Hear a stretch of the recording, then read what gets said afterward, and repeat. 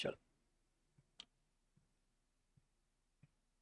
देखो क्या बोला हमने, टाइम ऑफ सप्लाई सेक्शन के साथ। Section number 12 is on time of supply for goods, section number 13 is for time of supply of services and section number 14 for change in rates of taxes. Section 12 के अंदर आया sub section 2, 13 के भी अंदर आया sub section 2। Forward charge mechanism पे दोनों sub section 2 बात करता है। 12 हमेशा गुड्स वाला, 13 हमेशा सर्विस वाला। बोलो time of supply for goods निकालना है फॉरवर्ड चार्ज मैकेनिज्म में। क्या बोला हमने, check whether invoice is issued on और before but not later than what date of removal, delivery, statement, approval. what if as मतलब इनवॉइस टाइम पे बना है तो time of supply date of invoice, no time पे नहीं बना है तो वो respective date of removal, delivery, statement या एक्सेप्ट।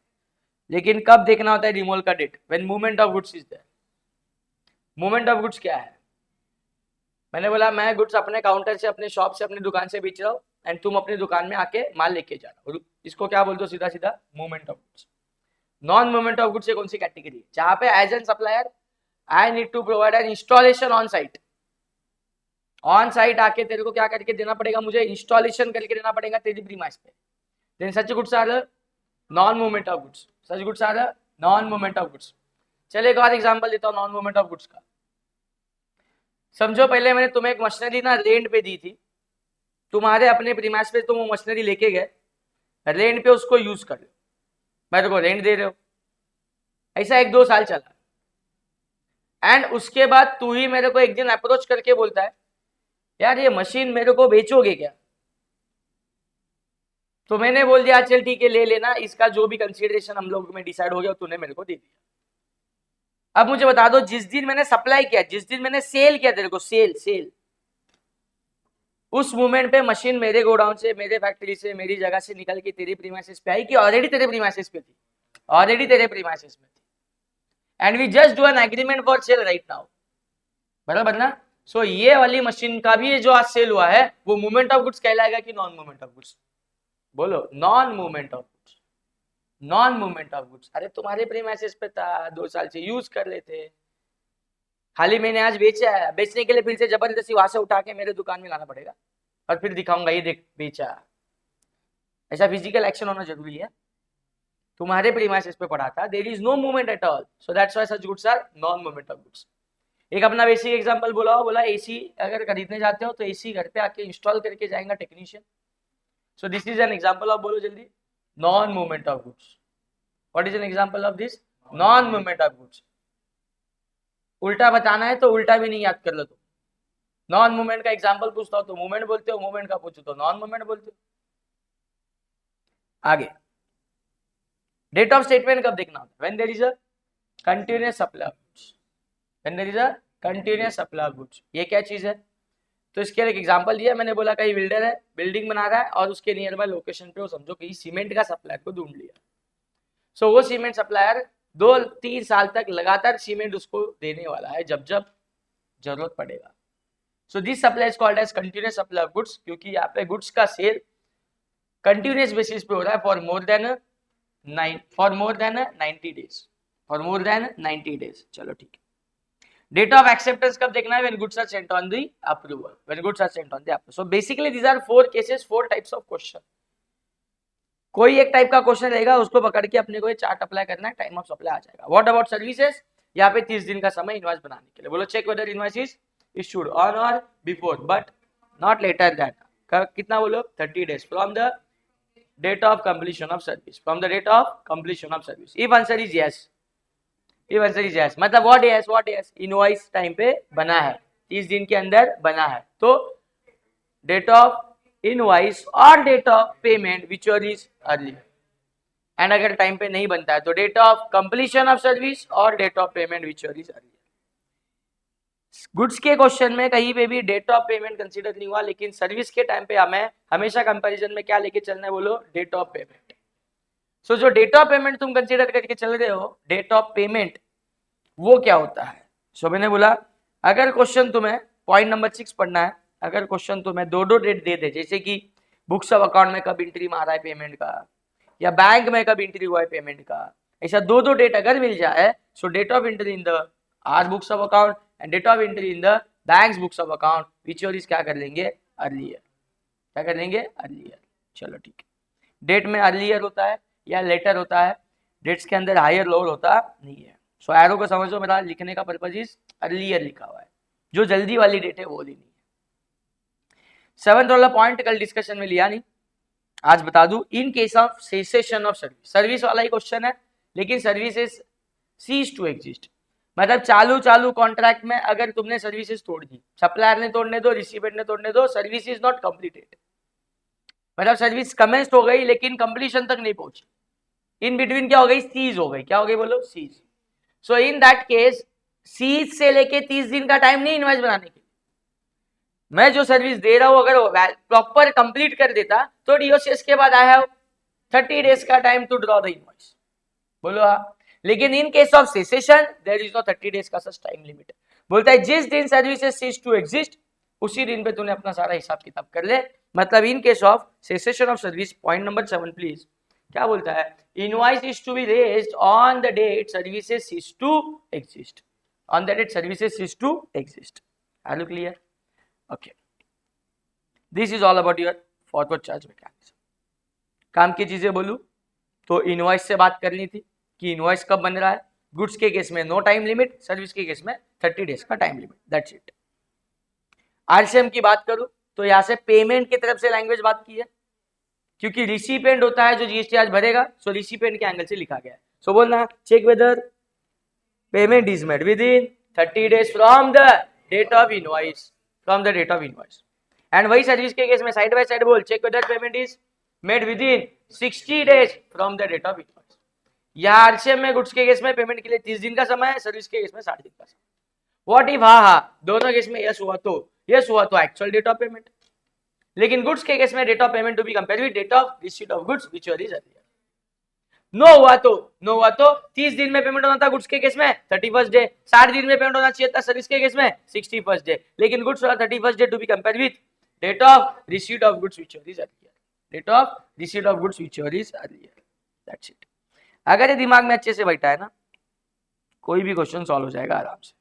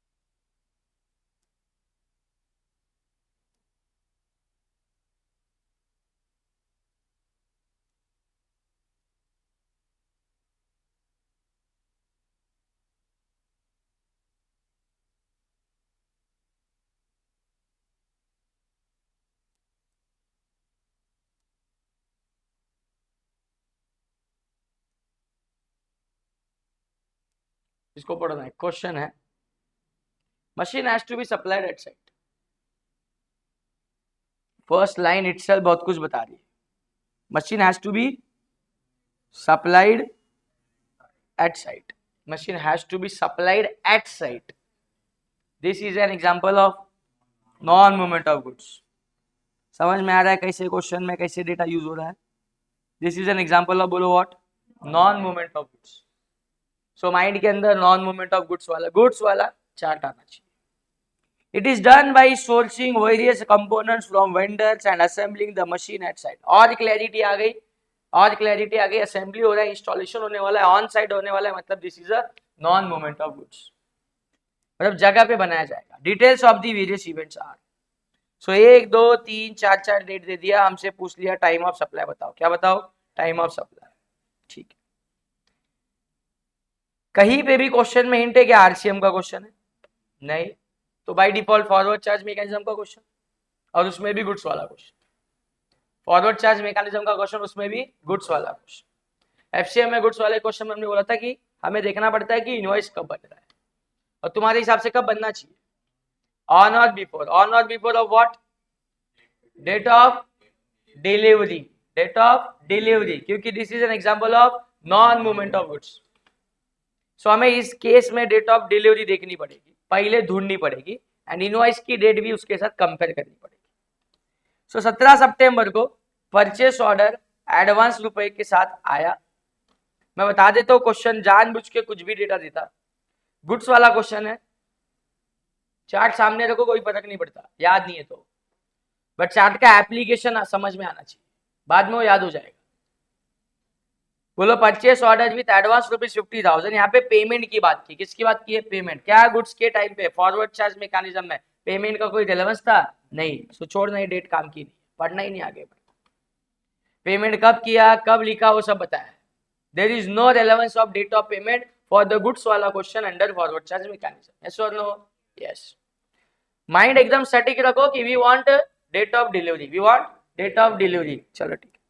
ये देख, the machine is assembled, tested at site and accepted by the buyer. Yes, this is the date which we can say date of delivery.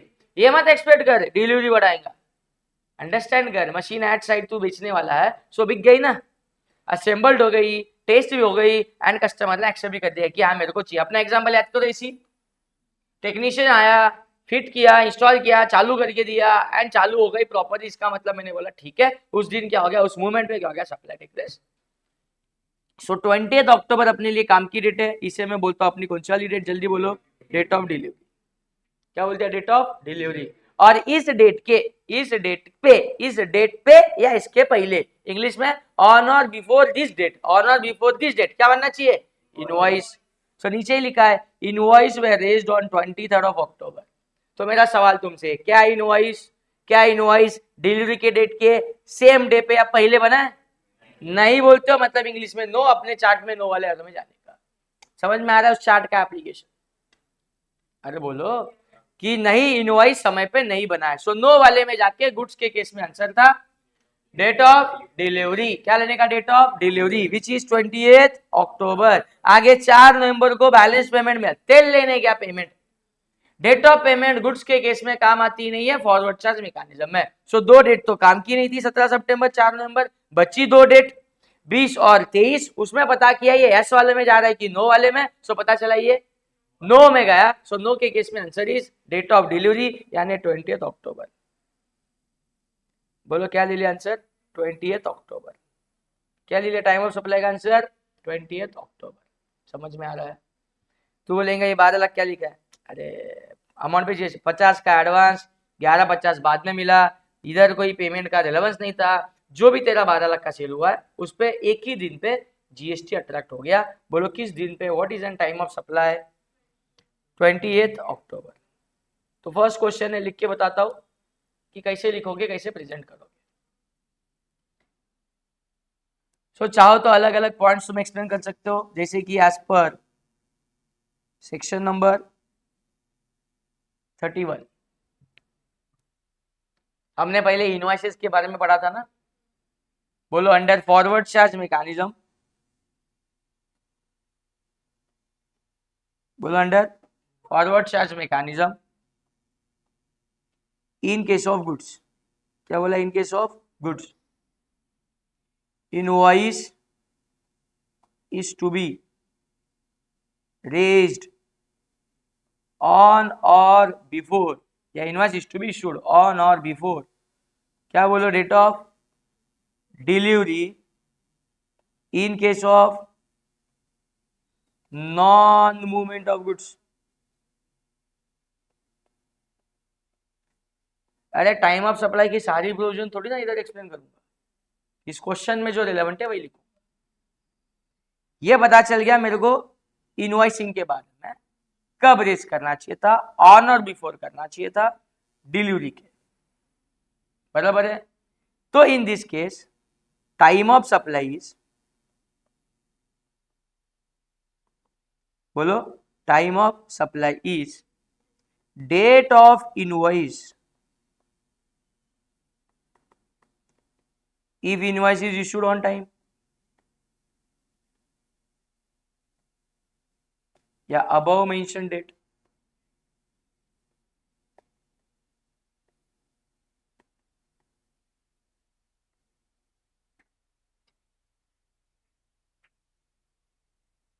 Time of supply is date of delivery बोलो if invoice is not issued on above mentioned date, that's it. वो तो हम chart बनाए तुमको याद रखने के लिए, बाद में इसको लिखना जैसे अपने ओन वर्ड्स, एंड ये लिख के हो जाने के बाद डायरेक्टली बोल देना। डेट ऑफ इनवॉइस इज कितना बोलो, 23 अक्टूबर है। डेट ऑफ डिलीवरी कब है, 20th अक्टूबर। साथ में ऊपर ही ये भी लिख देना, date of payment is irrelevant. अरे बोलो, date of payment is irrelevant in case of goods, in case of supply of goods। मतलब एक क्वेश्चन को सॉल्व करते समय तूने जो जो चीजें अपने दिमाग में रखी है वो सारी उतार, and at last directly answer कर दे। Date of invoice is 23 October, date of delivery is 20th October, and therefore time of supply is, date of delivery is बोलो कितना, 20th अक्टूबर। समझा क्या? अभी एक सिंगल क्वेश्चन आया ना, इसके लिए ऐसा लिख के बताया। नेक्स्ट टाइम क्या होगा तुम्हें पता चलेगा, पहले प्रोविजन लिख देने का, फिर वो ना बहुत सारे केसेस बनाएंगे, फिर case 1, case 2, case 3, case 4, case 5, and directly column बना दूंगा टाइम ऑफ सप्लाई का, उसमें डायरेक्टली डेट भर देगा। Not each and every case we have to explain, only explain one time provision and then directly write down the time of supply का answer. समझा क्या? चलो ठीक है, तो आगे बढ़ते हैं नेक्स्ट क्वेश्चन।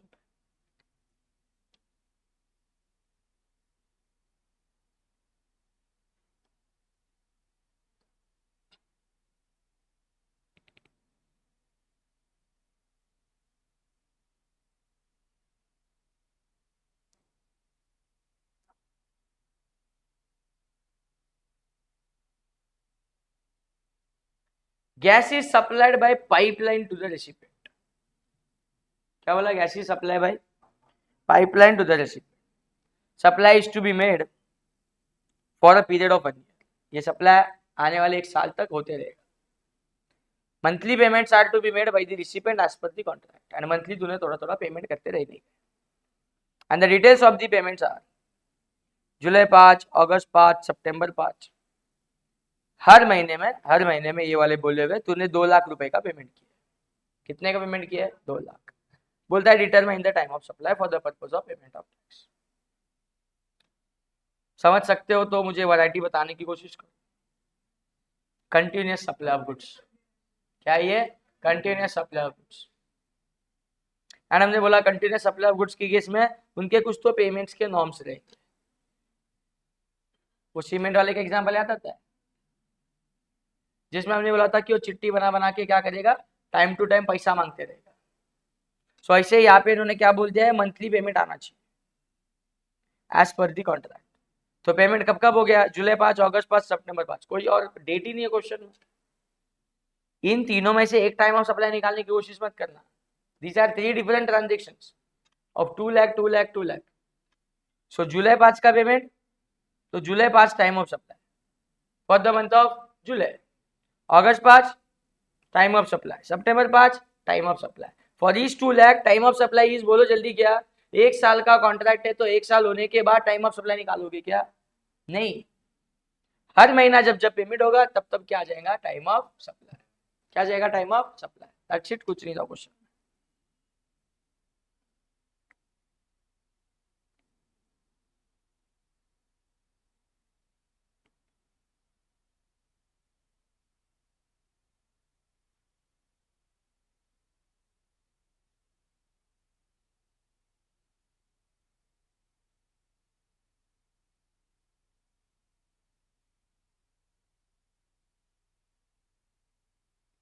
इसको करना है, determine the time of supply from the given information.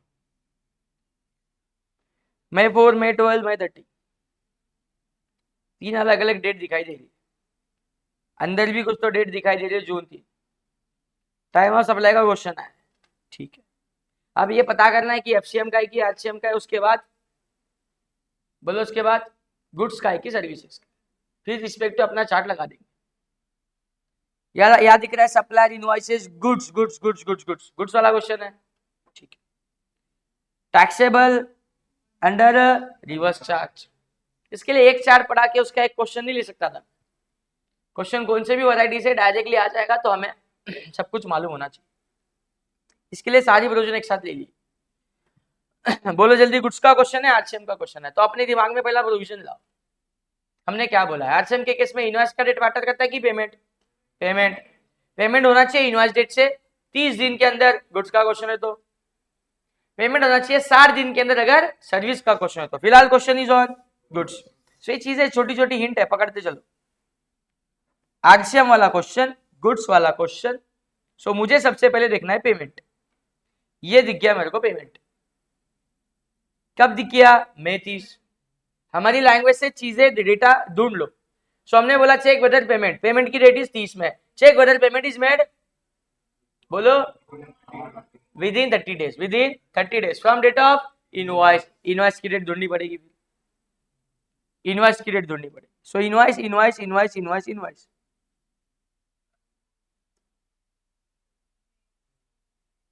ये मई 4 ही इनवॉइस है। देखो जरा, सप्लायर इनवॉइसेस गुड्स, सप्लायर ने गुड्स भी भेजा और बोलता है 30 दिन from the date of issuance of invoice elapse on June 3।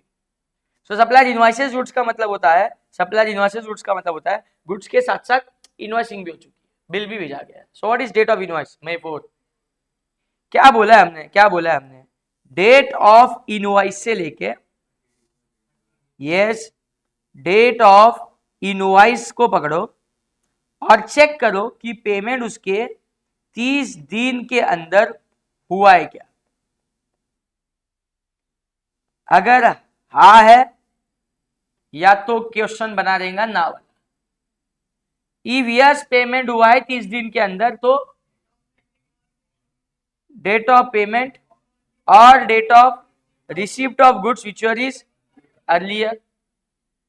बोलता है नहीं पेमेंट नहीं हुआ समय पे तो कब होना चाहिए था? 30 दिन में, immediately next day is 31st day और date of receipt of goods which is. This is how we have to explain the provision. Done? मालूम होगा तो लिख भी पाएंगे एंड मालूम होगा तो ये तो क्वेश्चन सॉल्व कर पाएंगे। सो फिलहाल मुझे देखना है, मई 4 से इन्होंने हमें मेहनत नहीं करनी बोली है। इनवॉइस बनाने से लेके 30 दिन खत्म होते हैं, लैप्स होते हैं ऑन जून 3। बोलो इनवॉइस बनाने से लेके 30 दिन कब खत्म होते हैं? जून 3। सो 30 डेज कब खत्म होते हैं? जून 3 को। तो हमने बोला था कि जून 3 तक यानी 38 डेज के अंदर तक क्या होना चाहिए था? पेमेंट। सो पेमेंट तो कब हुआ है? मई 30 को। मेरा सवाल तुमसे, क्या पेमेंट ऑन टाइम हुआ है? हाँ मतलब इंग्लिश में यस, और यस है तो आंसर इज यस है तो answer is date of payment और date of receipt of goods future is earlier. So what is date of payment? फिर से देख लो, 30th में। What is date of payment? 30th में, यहाँ लिख देता हूँ 30th में। What is date of receipt of goods? Receives the goods May 12। जल्दी बोलो 30th में और May 12। Earlier is May 12 is the time of supply। आ रहा है? May 12 is the time of supply। May 12 will be the time of supply। ये नहीं explain करते बैठेंगे सब कुछ, ये आंसर दे दिए, फिर ढूंढते रहो कैसे आए। समझ रहे हो? सो तीनों डेट के आसपास घूमना पड़ा, इधर उधर कंपेयर करना पड़ा, तब जाके एक डेट फाइनल हो चुकी। सो लिखेंगे कैसे? ऐसे ही बोलो, in case of RCM reverse charge mechanism में इन केस ऑफ गुड्स क्या होना चाहिए? Payment is to be made. बोलो payment is to be made. Language आनी चाहिए लेकिन please, payment is to be made within 30 days, within 30 days from the date of invoice. फिर नीचे लिखने का time of supply is date of payment और date of receipt of goods which is earlier if payment is made within 30 days। बराबर है? and if payment is not made within 30 days then बोलो 31st day और date of receipt of goods चलिए चलिए ऊपर explain कर दिया, नीचे डायरेक्टली वन लाइनर में answer time of supply by applying above provision is May 12। क्या बोलोगे? May 12। Done? So this was our question number 3। सो पूरा गेम बस तुम्हें कंटेंट मालूम होने पे, प्रोविजन मालूम होने पे क्वेश्चन फटाफट हो जाएंगे। So now question number 4।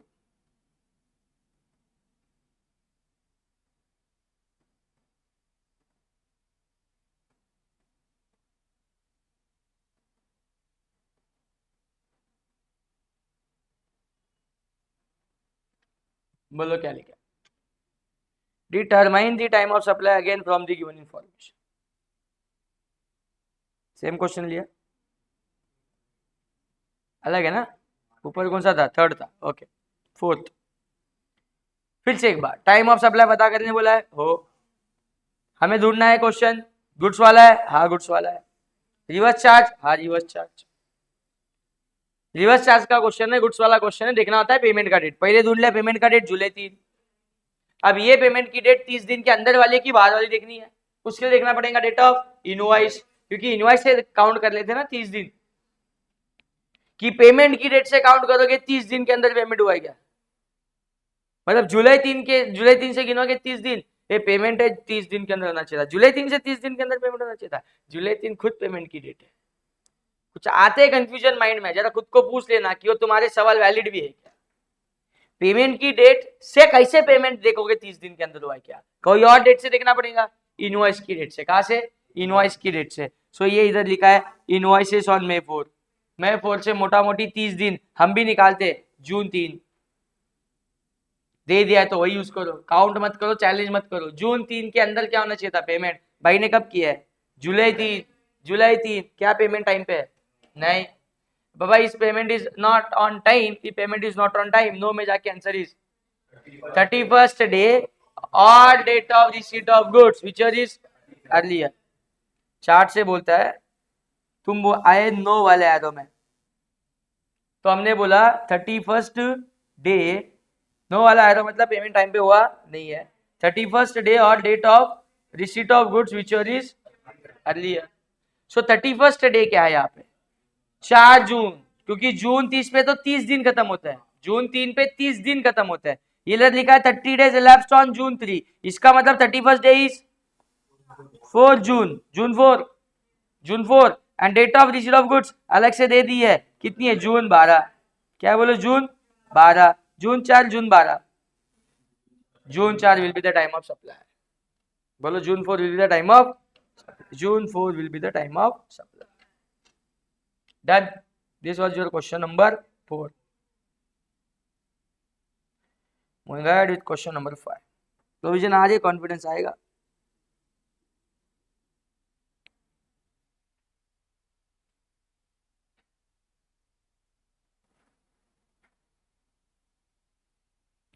बोल दो। Again determine the time of supply from the following particulars.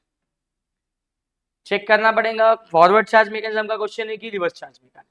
Forward charge reverse charge mechanism का क्वेश्चन है, देखने के बाद देखना पड़ेगा गुड्स का है कि सर्विसेज का है। चलो ठीक है। सो मैं देखा टाइम ऑफ सप्लाई का क्वेश्चन,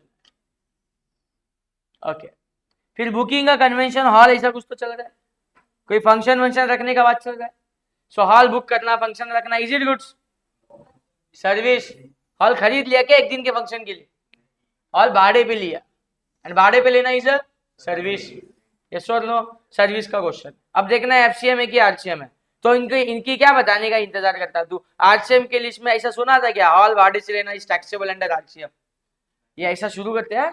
आरसीएम की सर्विस में तुमने क्या पढ़ा है? एजेंट एजेंट एजेंट, एडवोकेट, वो सब कुछ जो पढ़ा है ना, एक्टर एक्टर, सिक्योरिटी विक्योरिटी, वो सब कुछ इधर ऐसा ऐसा है बोल देंगे क्वेश्चन में, ऐसी सर्विस है। तो सर्विस को देख के तुझे अगर लगता है ये आरसीएम की लिस्ट वाला है, तो क्वेश्चन का बताने का इंतजार नहीं करने का, आरसीएम से सॉल्व करके। सो आरसीएम की लिस्ट का कुछ ऐसा भी इनडायरेक्ट बेनिफिट इस चैप्टर में हो जाता है। That is why we should know the list of RCM. Cleared? Okay. इसके लिए थ्योरेटिकल बेस बना के चले अपन, try to understand. So booking a conventional hall, some agreed rupees 15,000 and advance of rupees 3,000 is received. ठीक है। मैं क्या बोलता है, सब स्क्रैच करो, कुछ सब पढ़ते जाएंगे तो सब इंपॉर्टेंट लगेगा, सब हाईलाइट हो जाएगा। पहले अपने माइंड को order they. Question is on FCM, FCM के अंदर सर्विसेज। सो पहला चार्ट माइंड में ले लेता हूँ, लिख लेता हूँ ना, लिख लेता हूँ। एफसीएम के अंदर सर्विस के केस में हमने बोला है कि जो इनवॉइस है, बोलो जो है इनवॉइस की डेट, इनवॉइस की डेट कब तक बन जाना चाहिए? On or before but not later than 30 days. तो मैं यहाँ डाल दिया विद इन 30 डेज बनना चाहिए।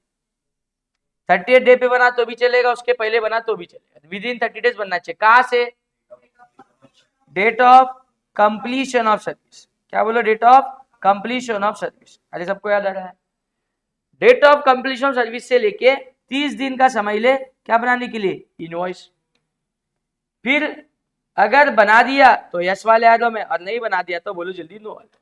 तो इसके आगे निकल गया मतलब नो में है, बना दिया है एस में है, क्या करें?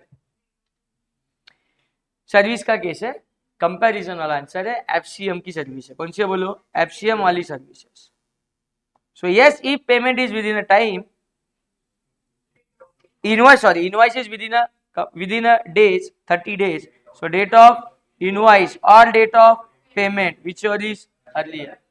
No, so date of completion of service or date of payment whichever is earlier. अब यस और नो कहा जा रहे हो देखते हैं। और मुझे सबसे पहले देखनी पड़ेगी डीओसीएस।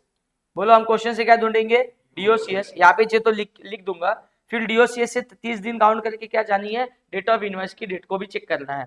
सो मैंने सबसे पहले ढूंढना है डीओसीएस कि व्हेन सर्विस गेट्स कंप्लीटेड। ये देखो, function held in convention hall.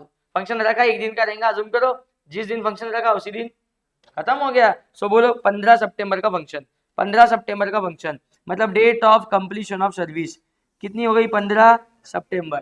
अपने से मोटा मोटी मन में 30 दिन जोड़ दो, 15 अक्टूबर। मोटा मोटी बोला मैंने, एक्चुअल काउंटिंग करने का समय नहीं। 15 सितंबर से लेके 15 अक्टूबर, मोटा मोटी 30 दिन आ गया। डेट ऑफ इनवॉइस ये दिन पे या उसके पहले बनना चाहिए था। सो मैं चेक करना चाहता हूँ what is actual date of invoice. So actual date of invoice is, ये देखो, tax invoice is issued, tax invoice is issued, दिख रहा है क्या? Tax invoice is issued for 15,000 indicating balance of 12,000 payable whatever it is. Tax invoice कब दिया है बोलो? 27 अक्टूबर को, 27 अक्टूबर को, 27 अक्टूबर को। सो मेरा सवाल तुमसे, 27 अक्टूबर तो 15 अक्टूबर के बाद आ गई ना बाबा, मतलब इनवॉइस वैलिड है क्या? नहीं है। नहीं है तो तुम इंग्लिश में नो वाले एरो में जाना पड़ेगा। नो वाले एरो में जाके हमें दिखनी पड़ेगी डीओसीएस क्या है, जो मैं लिख के रखा 15 सितंबर, और देखना पड़ेगा डेट ऑफ पेमेंट। क्या देखना पड़ेगा? Date of payment. खत्म नहीं होता है, लास्ट मोमेंट पे पहुंचे ऐसा लगेगा हो गया ना। ना, डेट ऑफ पेमेंट देख ले कैसे हो रहा है काम इधर। मैंने बोला था जब दो दो डेट देंगे तो अर्लियर लेना, बोलो बोला था? ऐसा बिल्कुल नहीं बोला था मैंने बोला दो दो डेट देंगे, एक बुक्स ऑफ अकाउंट वाली और एक बैंक वाली, तो अर्लियर लेना। बुक्स ऑफ अकाउंट वाली बैंक वाली मतलब समझो, तू मुझे पेमेंट कर रहा है, वो पेमेंट आज मेरे पास चेक आया, मैं 4 दिन बाद डिपॉजिट किया, लेकिन मैं एंट्री ताबड़तोड़ मारा था। या तूने डायरेक्ट पेमेंट किया, मेरे को बाद में पता चला तूने पेमेंट किया है, मैं बाद में एंट्री मारा, कुछ भी हो सकता है, पहले आगे पीछे। इन पेमेंट दो बार हुआ क्या? मतलब पेमेंट एक पेमेंट का जब दो अलग अलग डेट दिखा देता है, देन विच इज यह पेमेंट ही दो बार हुआ है, या पेमेंट ही दो बार हुआ है। चेक करना, चेक कर, थोड़ा क्वेश्चन पढ़। 6 मई को जब हॉल बुकिंग करने गया, 15,000 का सम एग्रीड हो गया, और मैं जगह पे हॉल बुक करना है, मतलब फंक्शन रखना है, फंक्शन हो जाए इसके लिए एडवांस दे गया 3,000 रुपए का, मतलब मिला अपने को 3,000 रुपया अलग से मिला है, और 12,000 रुपया फिर अलग से मिला है।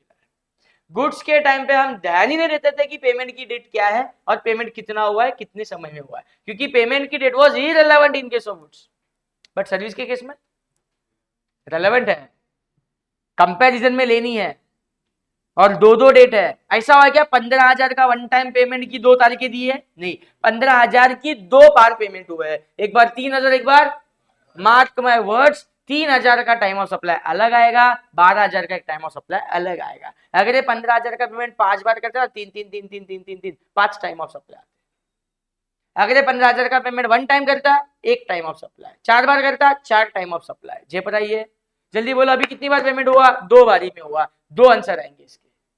कितने आंसर आएंगे इसके? 2। 3,000 रुपए का जो पेमेंट है पहला, उसका टाइम ऑफ सप्लाई अलग आएगा, 12,000 का टाइम ऑफ सप्लाई अलग आएगा। बट अभी तक लगा हुआ common provision applicable to both. 3,000 के लिए भी अभी क्या जो पढ़ा उतना सब एप्लीकेबल है, 12,000 के लिए भी अभी का पढ़ा सब एप्लीकेबल है, बस 3 और 12 के हिसाब से क्या चेंज होगी? पेमेंट की date. So what is payment की डेट फॉर 3,000?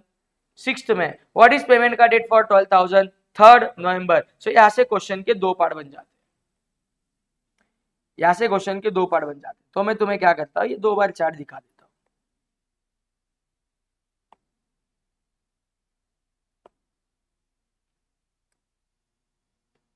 मतलब ये मैं कर रहा हूं फॉर फर्स्ट पेमेंट, कौन सा वाला? 3000 का। और ये दूसरा चार्ट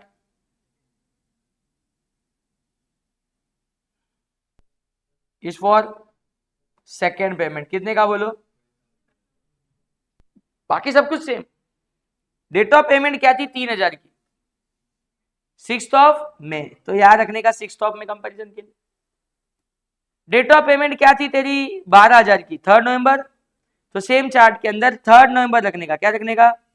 3 नवंबर। क्या रखने का? 3 नवंबर फॉर कंपैरिजन। दोनों केस में हम है तो नो वाले एरो में। अरे बोलो ना यार, क्योंकि इनवॉइस की डेट 15 अक्टूबर के पहले होनी चाहिए थी, जो है कभी की 27। सर्विस कंप्लीशन की डेट भी वही है। सो भले 3000 का क्वेश्चन हो या 12000 का क्वेश्चन हो, ये सब सेम है। मतलब हमेशा तुम्हारा एरो कौन सा वाला है? नो वाला। नो वाले एरो में हमने बोला डीओसीएस डीओपी विच इज, तो 15 सितंबर 6 में, 15 सितंबर 6 में, अर्लियर इज 6 में, 6 ऑफ में, क्या हो जाएगा? 6 ऑफ में, 6 ऑफ में is answer for 3000। 15 September 3 November, 15 September is earlier date, for 12000 answer is 15 September. So मैंने बोला कितने टाइम ऑफ सप्लाई आएंगे? 2। So time of supply for 3000 का payment and time of supply for 12000 का बैलेंस इज बोलो कितना? इसके लिए 15 सितंबर आया और ऊपर वाले के लिए 6 ऑफ मई आया। 6 of May and 15 of September, देख लो इधर ढूंढ के। 6 of May, 6 of May and है 15 सितंबर, 15 सितंबर। समझा? ऊपर एक्सप्लेन कर दी प्रोविजन। जेपा। So this was your question number 5. Going ahead with question number 6.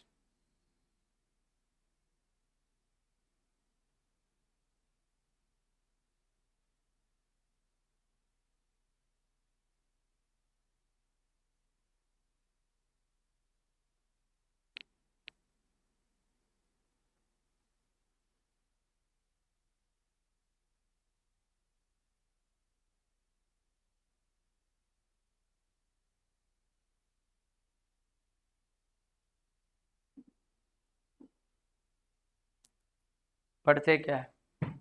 Investigation shows that ABC and company carried out service of cleaning and repairs of tanks in an apartment complex for which the apartments owner association shows a payment in cash on 4th of April. Blah blah blah blah blah. Question खत्म.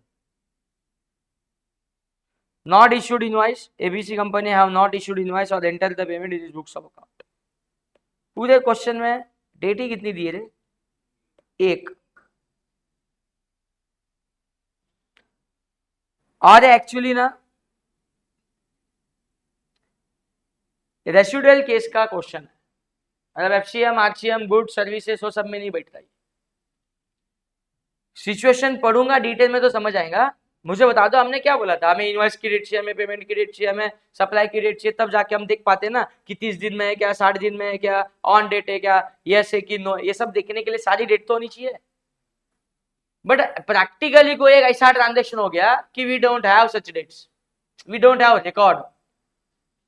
Okay, so कोई service का बात चल रहा है, किसका बात चल रहा है बोलो?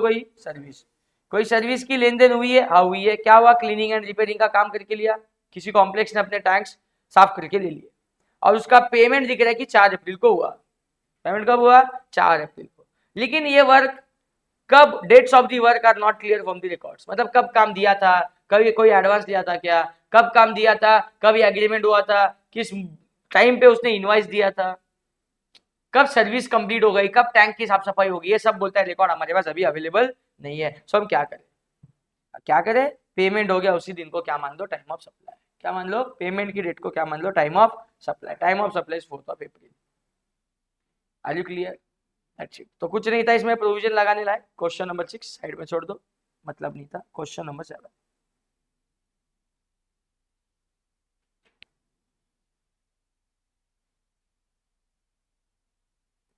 7, 8 एक पेज पे आ गए,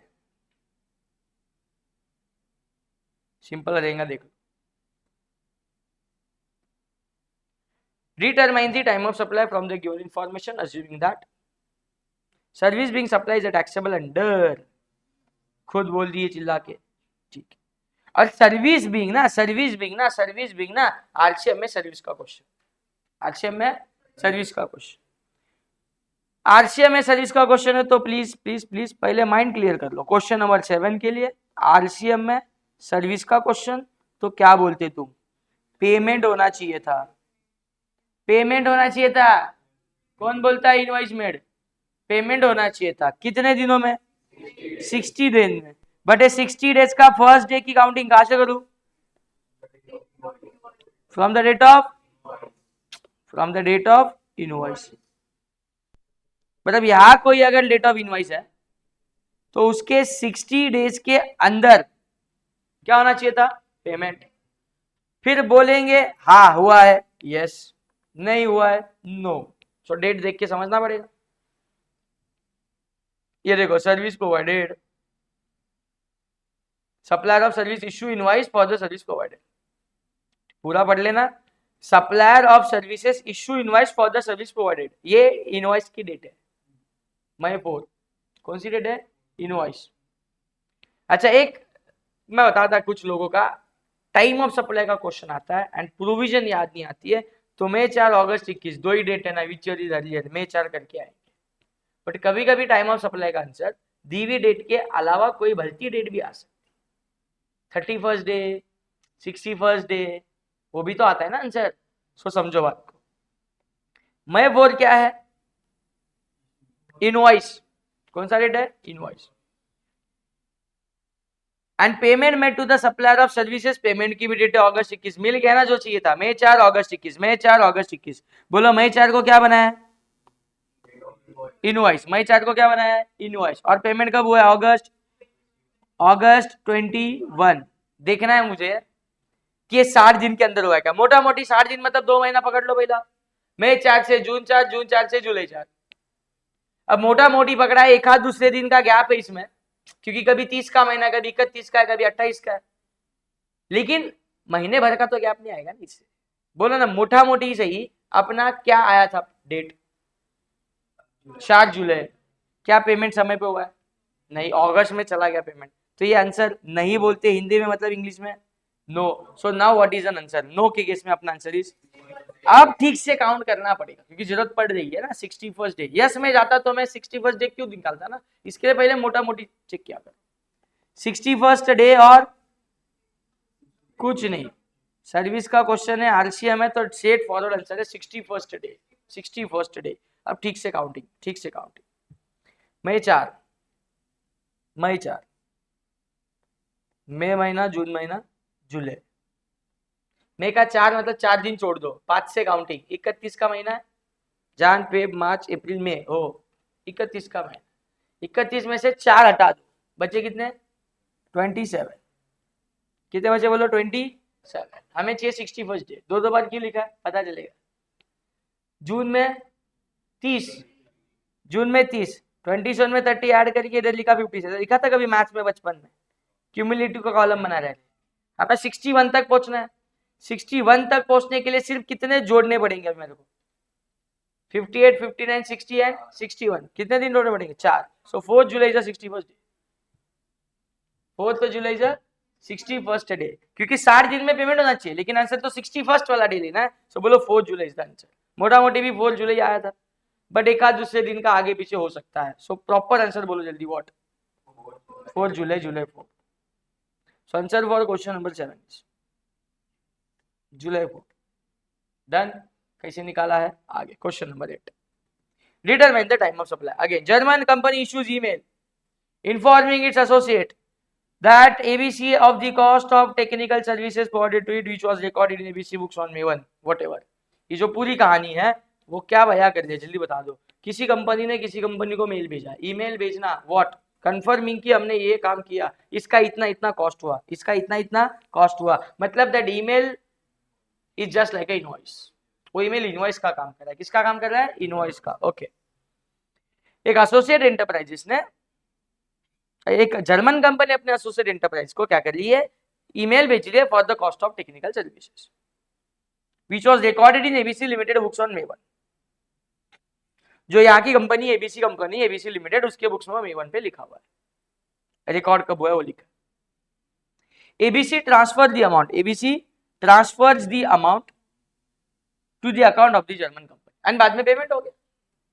क्या हो गया? पेमेंट। पहले मैं बोलता हूं दिमाग चलेगा नहीं अनलेस एंड अनटिल तुम सोचोगे नहीं कि करना क्या है। Go for forward charge mechanism और रिवर्स चार्ज मैकेनिज्म, क्या लगता तुम्हें? हाँ, क्वेश्चन में मेंशन है कहीं पे? बोलो ना। एफसीएम क्वेश्चन में मेंशन है, आरसीएम का क्वेश्चन बताता हूं क्या एसोसिएट का आरसीएम में एसोसिएट लिखा था? नहीं लिखा था, इसके लिए तो कॉन्फिडेंटली बोले एफसीएम का क्वेश्चन। थोड़ा समझाता तुमको, बस चार्ट बना दूंगा समझ जाओगे। 8 क्वेश्चन है। कौन सी कंपनी है? German company. इंडिया में है क्या? ये देख अपने इंडिया है, बारिश का मौसम है, बाकी सब फॉग जमा, ऊपर से नहीं दिख रहा है बाकी का इंडिया। ठीक है, इधर कहीं जर्मनी है, मालूम नहीं मेरे को कहाँ। ये साइड है, ये साइड है, नीचे ऊपर जान दे। जर्मन से services I, Indian associate enterprises which is ABC limited. ABC limited India में है और एक जर्मन कंपनी बाहर है। मुझे इस केस में बता दो, who is in the TT? TT taxable territory में कौन है? ABC. GST is applicable to all over India including Germany, ऐसा सीखा है क्या मैंने? GST is applicable to all over India मतलब हम गवर्नमेंट, भारत सरकार जीएसटी किससे वसूल सकती है, किससे मांग सकती है, किससे ले सकती है? जो इंडियन टैक्सेबल टेरिटरी में बैठा है, मतलब किससे लेगा? एबीसी से लेगा। इस केस में इस जर्मन कंपनी ने सर्विसेज ऑफर्ड की है, मतलब सर्विसेज प्रोवाइड की है। इसका मतलब है जर्मन कंपनी हो गई सप्लायर। कौन हो गई? सप्लायर। और एबीसी लिमिटेड ने उसका पेमेंट कर दिया, मतलब ये हो गई रिसिपिएंट। मुझे बता दो, तुमने अभी अभी बोला जीएसटी हम किस पे एप्लीकेबल कराएंगे? एबीसी पे, और ये हो रहा है इंपोर्ट ऑफ सर्विसेज। क्या मालूम है? जरूरत नहीं है इतना लिंक करने की, फिर भी मैं तुमको बता दूं, it is a supply, it is a taxable supply as per 7 section 7 का। चल तुमसे पूछता सेक्शन 7 का कौन सा clause? B. B B not for business के लिए था, ये तो कंपनीज है। वेदर और नॉट था, अच्छा ठीक है, वेदर और नॉट था तो विदाउट 7(1)(b इज वेदर और नॉट था, चलो ठीक है। लेकिन मैं बताता हूँ ये 7(1)(c से अट्रैक्ट हो रहा है क्योंकि जर्मन कंपनी एंड उसकी associate enterprises are related persons. German company and उसके एसोसिएट आर रिलेटेड पर्सन। लेकिन विदाउट कंसिडरेशन हो रहा है क्या ये? नहीं, कंसिडरेशन के पैसा दे रहा है ना, ये पैसा दे रहा है। 7(1) से अट्रैक्ट नहीं होता, 7(1)(b से ही जाना, 7(1)(b से जाना पड़ेगा। Whether or not for the business, import of services, payment हो रहा है, क्या कर देंगे इसको? सप्लाई बनाएंगे। सप्लाई बना रहे, इसके लिए तो टाइम ऑफ सप्लाई का क्वेश्चन आया है। अब सवाल उठता है कब भरेगा ये और कौन भरेगा ये? सो आरसीएम एप्लीकेबल होगा ना, क्योंकि इंडिया में बैठा हुआ कौन है? रिसिपिएंट है। हम रिसिपिएंट से टैक्स वसूल सकते हैं, एंड जब रिसिपिएंट टैक्स का पेमेंट करता है तो हम उसे क्या बोलते हैं? Reverse charge mechanism. The basic meaning याद करो, चार्ट से समझाई।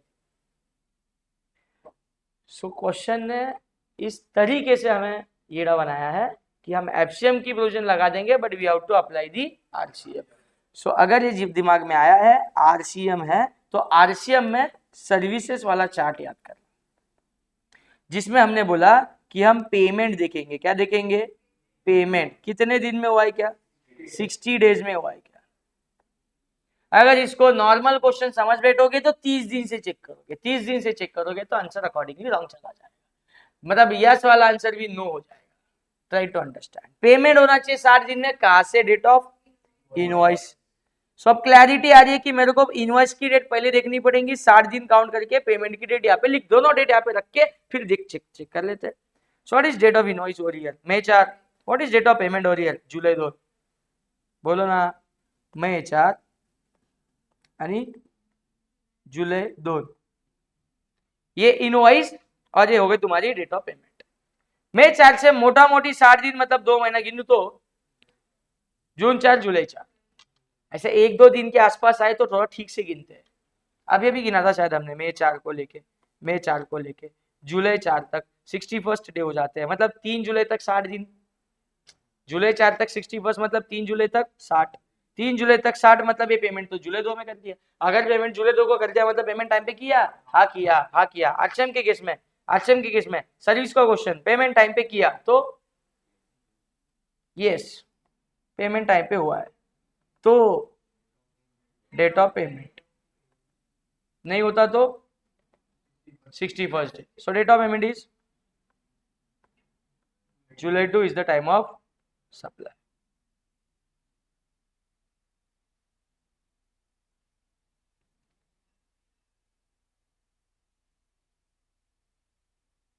May 1 बोलता है time of supply being the earlier of the two stipulated dates, namely data.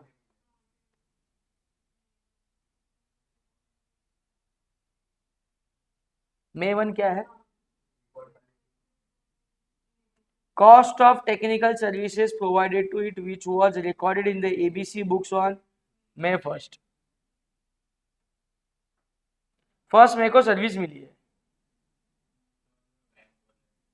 हाँ? ABC transfer the amount to the account of the German company. Yes, यहाँ पे दो चीजें हैं, ये May 1 वाला डेट हमने पढ़ा नहीं, कोई बात, चार्ट तो वही है, आरसीएम ही एप्लीकेबल है सब कुछ जगह पे। एक और पेमेंट की डेट है अंदर लिख के रखे मांगा May 1st, that is also payment का date, that is also payment का date which is recorded by कौन? ABC in their books. And July 2 is also payment का डेट, बोलो जल्दी, जब जब ट्रांसफर किया अमाउंट। तो हमने क्या बोला है? अच्छा, ये 2 बार पेमेंट हो रहा है कि वन टाइम पेमेंट हो रहा है? वन टाइम पेमेंट की 2 तारीख का है।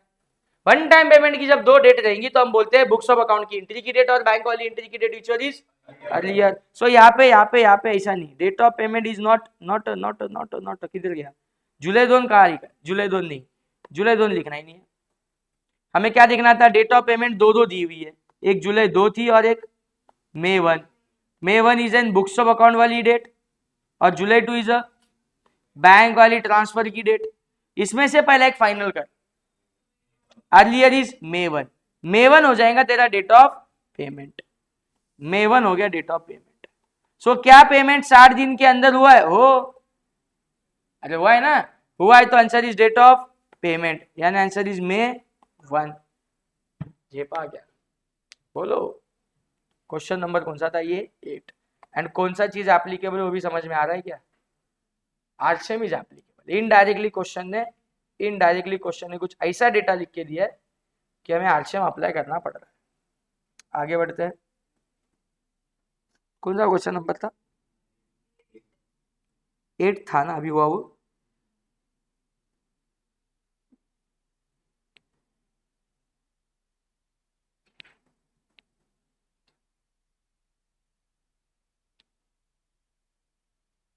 एक सेकंड,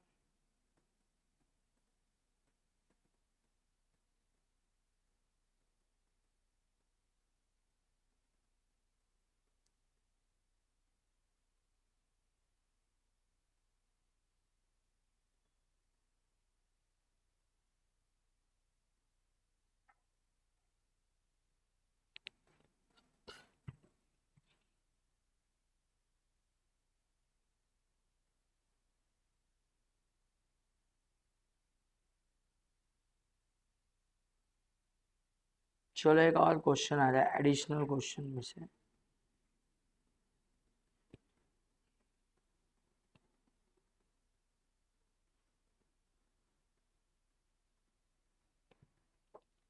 ये टेस्ट योर नॉलेज से क्वेश्चन शुरू हो रहा है, मतलब 8 क्वेश्चन थे टोटल बुक वाले, देन एडिशनल क्वेश्चन जो बुक चैप्टर खत्म होने के बाद होता है, उसमें 1 और 2 बेसिक थेरोटिकल थे। सो डायरेक्टली क्वेश्चन नंबर 3 आरसीएम वाला क्वेश्चन है, ऐसा उन्होंने खुद ऐसा लिख के दिया था, और वो वाला पार्ट क्वेश्चन में आया नहीं, इसके लिए मैंने बाजू में लिख के रखा है, ठीक है? सो पढ़ते हैं, ये देखो, this is N kind of exam question जहाँ पे 5-6 केसेस साथ में रखेंगे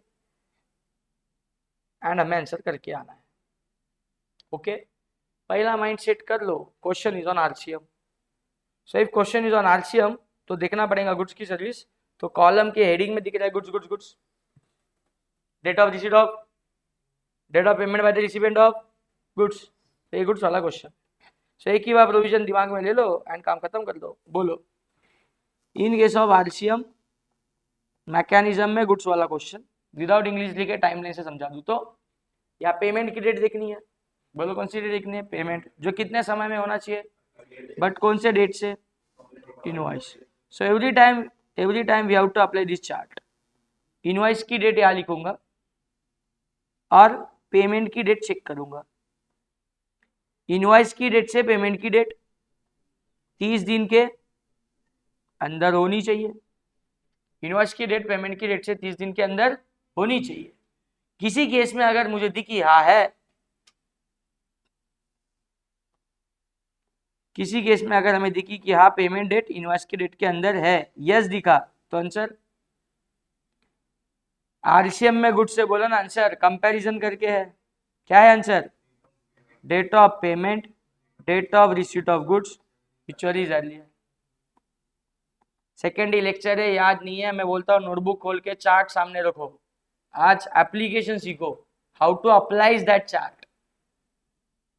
कल 2-4 दिनों बाद रिवाइज कर करके एग्जाम के टाइम पे मर के रट के जाओगे, समझा ना।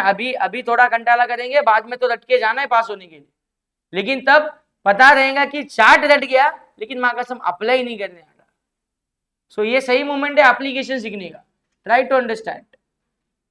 No, what if no, invoice payment के अंदर नहीं हुआ है, तो हमने बोला डेट ऑफ 31st डे, और वही date of receipt of goods which is earlier. तो इसी कॉलम में क्वेश्चन को खत्म करके दे रहा हूं। प्रोविजन की प्रोविजन लिखी, और चलते चलते आंसर यस और नो वाला के हिसाब से आंसर भी करते जाऊंगा। So what is your case 1?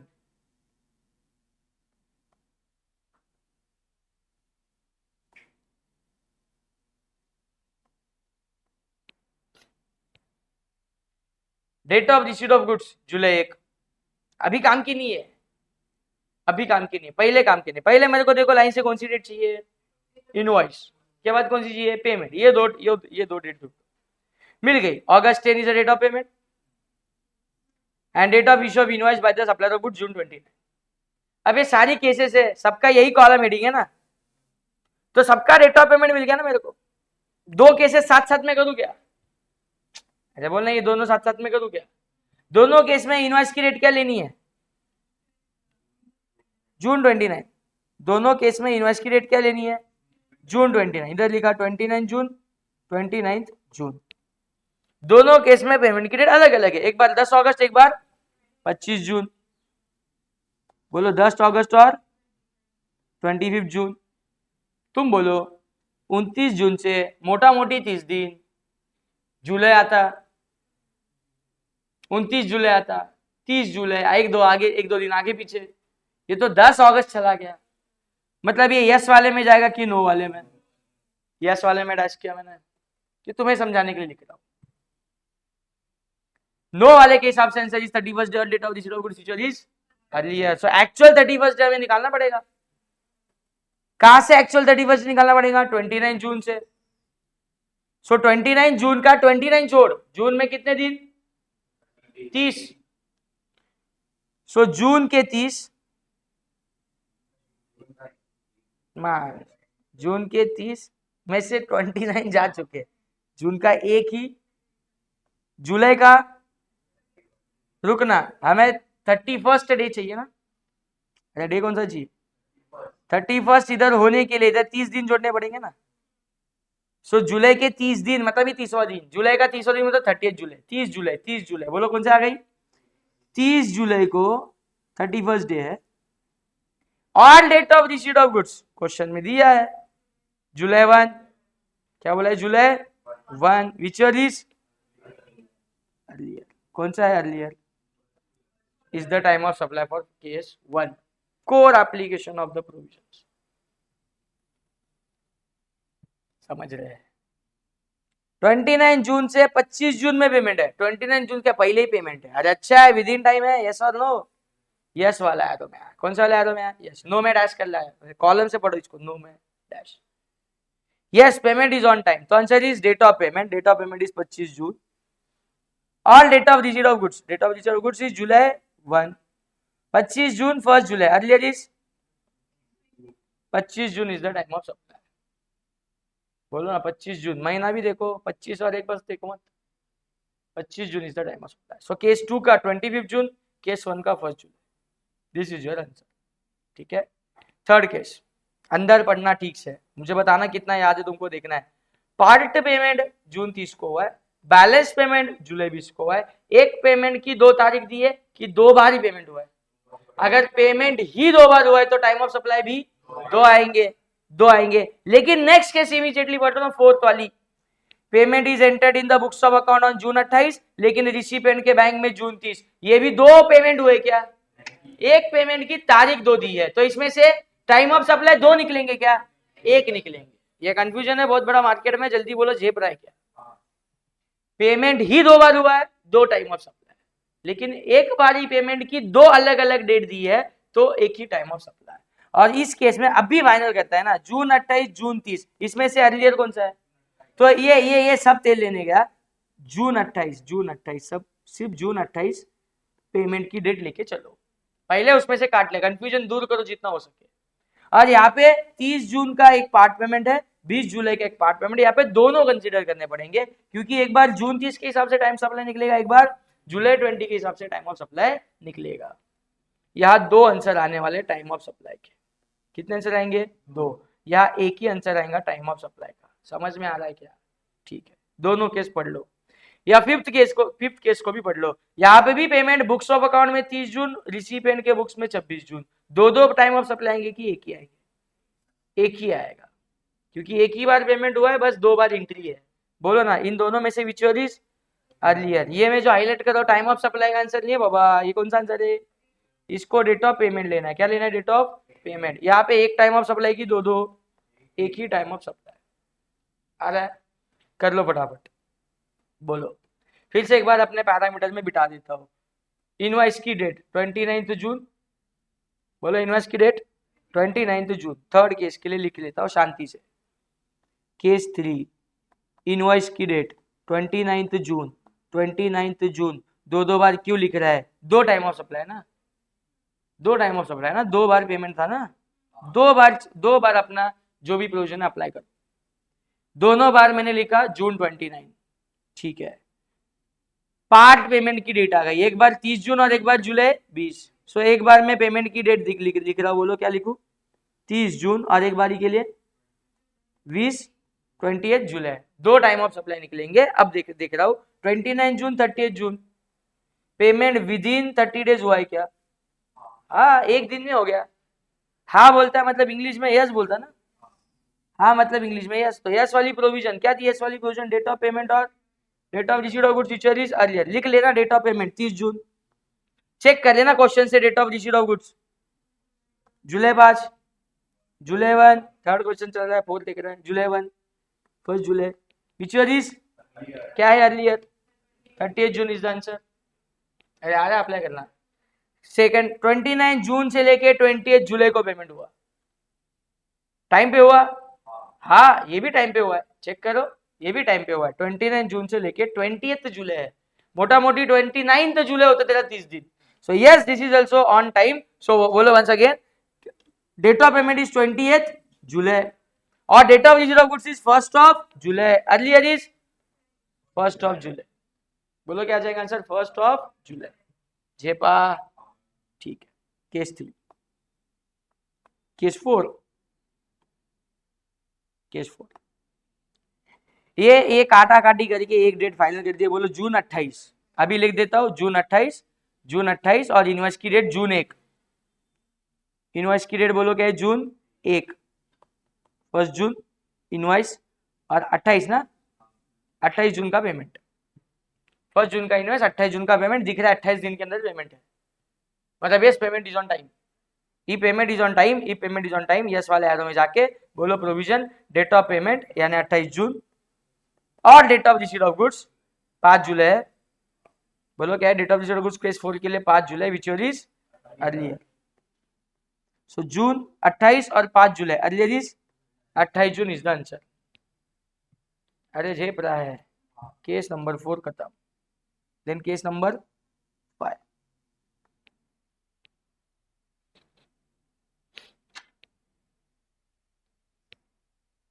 इसमें भी एक डेट फाइनल कर दिया, बोलो कौन सी? जून 26, क्योंकि एक ही पेमेंट की 2 डेट थी, तो पहले एक डेट काट लो पेमेंट में से, अर्लियर वाली डेट उठा लो। जुलाई 1 को रिसिप्ट ऑफ गुड्स है, जून 29 को इनवॉइस है, जून 29 जून 26, जून 29 जून 26। इस payment within time? Yes. If payment is within time तो यही 26 जून और date of receipt of goods which was शायद 1 जुलाई का अर्लियर इज 26 जून। बोलो क्या आंसर जाएगा? 26 जून। ये डायरेक्टली दे दो, चलो यहाँ से डायरेक्टली दे दो। 6 वाला केस, जून 29 का इनवॉइस है, जून 29 का इनवॉइस है, अगस्त 10 का पेमेंट है। क्या पेमेंट ऑन टाइम है? नहीं, नहीं है, बोल जल्दी। नहीं है, नहीं है, नहीं है, नहीं, नहीं है तो नहीं है तो 31st डे और date of receipt of goods which is August 1। तो ये तो डीओ आज ये तुम्हारा। अभी मुझे खाली ये जून 29 से यानी इनवॉइस की डेट से वो 31st वाला डेट निकालना है, विच इज 30th जुलाई, क्योंकि जून के फिर से एक बार बचा हुआ एक 31st टोटल चाहिए, तो जुलाई के कितने लेने पड़ेंगे? 30। सो 30th जुलाई मेरी कौन सी डेट आ गई? 31st वाली। अरे बोलो, 30th जुलाई is or 31st day and August 1 is our date of receipt of goods. Earlier is, so 30th July is the answer for time of supply. This is your big question, question number 3. RCM का question था, RCM का theory लिखा, provision लिखी, and बार बार बस इसी provision के हिसाब से हम लोग डेट उसमें रखते गए and question solve.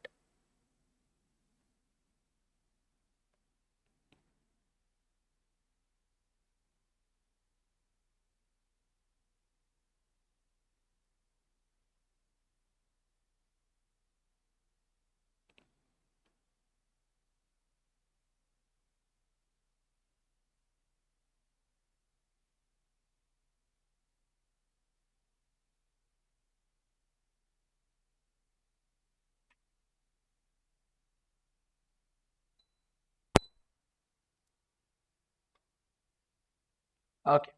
Determine the time of supply in the following cases, assuming that GST is payable under reverse charge. हमें कोई दिमाग नहीं लगाना है, जैसे पीछे लगा था, एसोसिएट है, बाहर से सर्विस आ रही है, डायरेक्ट बोल दिया क्वेश्चन, रिवर्स चार्ज का क्वेश्चन, एंड जास्ती मचमच भी नहीं, 2 ही कॉलम दिए हैं, एक है date of issue of invoice का और एक है डेट ऑफ पेमेंट। क्या बोलते हैं अपन? इनवॉइस के डेट से पेमेंट की डेट कितनी होनी चाहिए? 60 डेज के अंदर होने चाहिए, because this is a question on services. RCM के अंदर सर्विस का क्वेश्चन है, आरसीएम के अंदर सर्विस का क्वेश्चन है, तो 60 दिन का टाइम लिमिट है। तो देखना पड़ेगा इनवॉइस के दिन से 60 दिन के अंदर पेमेंट हो रहा है क्या। मैं विदाउट राइटिंग मुझे फटाफट बताते जाओ। जून 29 से फर्स्ट केस उल्टा पढ़ते जाओ, जून 29 से इनवॉइस, यहाँ से लेके 60 दिन के अंदर ये पेमेंट हुआ है क्या? हाँ, जुलाई अगस्त 29 तक समय था, 60 बोलेगा तो ये तो अगस्त 10 पे हो गया। हाँ बोला मतलब इंग्लिश में yes, and if yes then answer is date of payment set है ना, सर्विस केस में कोई कंपैरिजन नहीं है, so August 10 is the answer. Case 1 clear. Next case 2, जून 1 को इनवॉइस दिया, जून 1 को इनवॉइस दिया, जून 1 को इनवॉइस दिया, सो लगभग 60 दिन तक पेमेंट हो जाना चाहिए था, मतलब जुलाई 1 अगस्त 1 अगस्त 1 अगस्त 1, ये अगस्त 10 लिखा हुआ है, क्या पेमेंट टाइम पे हुआ है? नहीं, ये यस वाले एरो से हमने आए थे पीछे और पेमेंट टाइम पे था तो पेमेंट बोल दिया, बट अभी देख रहा है तो पेमेंट टाइम पे नहीं हुआ है। जब पेमेंट टाइम पे नहीं होता तो कौन सा दिन? 61st डे काउंट करके चल रहे हैं। जून 1 का एक छोड़ना पड़ेगा तुझे, जून 1 का एक दिन छोड़ना पड़ेगा, बोलो ना, जून महीना जुलाई महीना, एक अगस्त भी लिख देता हूँ, 60 दिन तक चलना है। जून का एक दिन छोड़ो, जून के बचे 29 डेज। अरे बोलो 29 डेज में जुलाई के 31 दिन, जुलाई के 31 ऐड किए तो एग्जैक्टली 60 आ गया। अरे क्यूमुलेटिव टोटल कर लो, एग्जैक्टली 60 आ गया, लेकिन 61 चाहिए, तो 61 करने के लिए एक दिन और जाना पड़ेगा, अगस्त का एक दिन। कौन सा दिन? अगस्त का, तो अगस्त 1 इज अ 61st डे, वही तेरा टाइम ऑफ सप्लाई। 9 में आया था ना, सर्विस का क्वेश्चन है, 9 में आने के बाद टाइम ऑफ सप्लाई का आंसर इज 1 अगस्त, मतलब 61st डे, दैट्स इट। कोई कंपैरिजन है क्या? नहीं, नहीं। नेक्स्ट, अच्छा तुझे कंफ्यूजन हो भी गया तो कंपैरिजन में डेट ऑफ पेमेंट लेगा क्या? अरे पेमेंट की डेट तो थी है 61st डे जो तूने पता की वो ड्यू डेट ऑफ पेमेंट तो थी। Date of receipt of goods लेगा क्या? Date of receipt of goods के टाइम पे आता था। सर्विस के केस में क्यों date of receipt of goods compare होगा? समझा ना? ओके, कंफ्यूजन हटा दो, उसको बार बार रीड करते रहो, काम हो जाएगा। Again once again, part payment की बात चल रही है जून 30 की और बैलेंस पेमेंट की बात चल रही है सितंबर की। एक पेमेंट की दो डेट दी है कि 2 बार एक्चुअल पेमेंट हुआ है, 2 बार पेमेंट तो टाइम ऑफ सप्लाई भी 2। सो 2 बार क्वेश्चन रीड करो जैसे कि 2 अलग अलग क्वेश्चन है। तो मैं रीड कर रहा हूं, जून 29 का इनवॉइस, इससे 60 दिन गिने तो जुलाई 29 लगभग अगस्त 29। फर्स्ट वाला पेमेंट विद इन टाइम हुआ है, हाँ। सो फॉर फर्स्ट पेमेंट यही मेरा आंसर, क्योंकि पेमेंट इज ऑन टाइम तो time of supply date of payment. But no वाली केस यहां एप्लीकेबल हो रही है, यहाँ यस वाली केस थी लेकिन यहाँ नो वाली केस है, क्योंकि अगस्त 29 68 डे अप्रोक्स आता है, सितंबर 1 का बात किया है। So we need to calculate again 61st day, 1 August, हाँ इधर ही निकाला था ना, ये जून 29 का निकाला था कि जून 1 से निकाला? जून 1 से निकाला था, वापस निकालना पड़ेगा, घाई नहीं करो। बोलो जून 29 के लिए मैं 61st डे निकाल रहा हूं, तो जून महीने के 29 डेज जा चुके, एक ही दिन लेना पड़ेगा। जुलाई के 30 होते पूरे ले लिए, जुलाई में 30 होते 31 होते 31 होते, जुलाई के 31 ले तो टोटल 32 हो गई। हमें जाना कहा था 61 टोटल करने के लिए अगस्त के सिर्फ कितने दिन लेने पड़ेंगे? अगस्त में तो 30 ही दिन होते हैं, 30 लोगे तो 62 हो जाएगा। अरे बोलो, अरे 30 लेंगे तो 62 हो जाएगा। कितना लेना पड़ेगा 61 होने के लिए? So 29 is the date which is the 61st day, 29th of the August, 29 August, ये क्या आ गया 61st day. So 29 August is the answer, 29 August no के केस में आंसर। ठीक है, जिनके पास बुक है side by side answer confirm करो। 29 अगस्त इज द नो का आंसर, एक आध दो दूसरा दिन भी इधर उधर ना हो जाए। 29 अगस्त डन, ये बराबर ही रहेगा, डोंट वरी, कोई एक चेक कर लेगा, आगे बढ़ो। जून 1 को इनवॉइस दिया, जून 1 को इनवॉइस दिया, जून 1 को इनवॉइस दिया। सो यहां से कितने दिन में पेमेंट होना चाहिए था? 60। इधर बोलता है payment is enter in the books and debit in the bank. ये दो टाइम ऑफ सप्लाई निकाल के आएंगे क्या इसमें से? एक डेट काट लेना है, एक डेट कंसीडर करना है। जून 28 जून 30 कौन सा काट दू? जून 30 काट दो, जून 28 लेके चलो। सो जून 28 जून 1 पेमेंट टाइम पे हुआ है क्या? हाँ जी, यस, 60 दिन के अंदर हुआ है, हुआ है तो answer is date of payment यानी जून 28। चारों केसेस क्लियर। आखिरी case June 29 is the invoice date, June 29 is the invoice date. Again payment is enter in the books, June 30 June 26 एक डेट काट ले, जून 30 निकल गई, June 26 is the payment of date, date of payment. June 26 से लेके June 29 and June 26 payment on time है क्या? हाँ है, तो ऑन टाइम है तो date of payment, time of supply 26 जून, टाइम ऑफ सप्लाई 26 जून। This was our question number 4, additional question 4।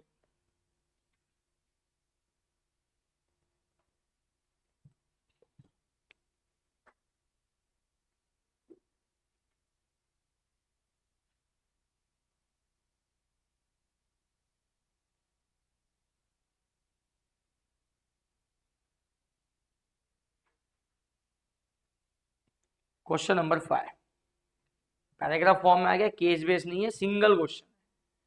इसी में से सारी सिचुएशन हमें पकड़नी पड़ेगी, ठीक से देखना पड़ेगा। एफसीएम का क्वेश्चन, आरसीएम का क्वेश्चन, उसमें गुड्स एक ही सर्विस है। Kabira industries engage in the service, question service का है, पक्का पता चल चुका है। आरसीएम की एफसीएम में देखना है। Kabira is engaged in the service of a transporter for road transport of a consignment of 17 June. Made advance payment for the transport on the same date. However, the consignment could not set immediately on account of the strike in the factory and instead was sent on 20 July. Invoice इसका कुछ 22 जुलाई को बनाया है. What is the time of supply for the transporter service? Kabira is engaged in the service of transporter for the road transport of a consignment on कभी बोलो 17 June. This is N question on goods और service, ये मुझे तुमसे सुनना है।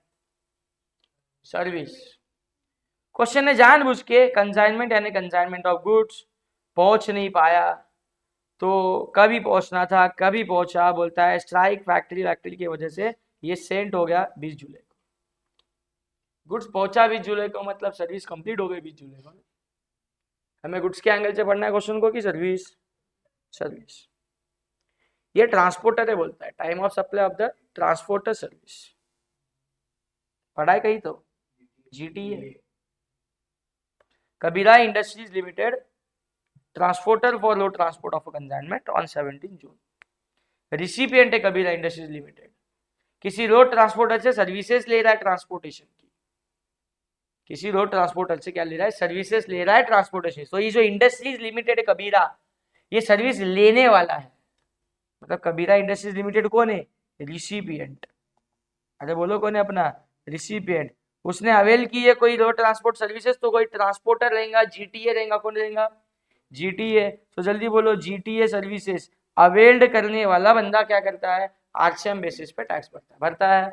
Services का question है, आरसीएम वाला क्वेश्चन है, आरसीएम के अंडर सर्विस का क्वेश्चन आता है, तो बोलो हमें क्या चाहिए होता है, पेमेंट देखना होता है।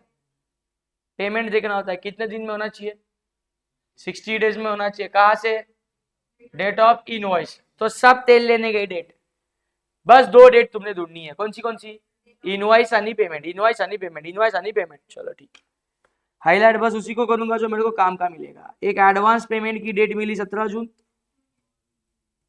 बोलो, और इनवॉइस की डेट मिली 22 जुलाई, एंड बैलेंस पेमेंट का डेट दिया नहीं दिया ना। देखो 17 जून को एडवांस दिया, कंसाइनमेंट बोलता है सेंड नहीं हुआ, वो 20 जुलाई को सेंड हुआ, इनवॉइस 22 जुलाई को दिया, जो भी हुआ। I am not bothered about कि सर्विसेज कब कंप्लीट हो गई। I am not interested in the date of CS, date of completion of services. Why we are not interested, because FCM services का क्वेश्चन होता तो डीओसीएस की जरूरत होती ना, कि डीओसीएस से इनवॉइस समय पे बना के देखना पड़ता।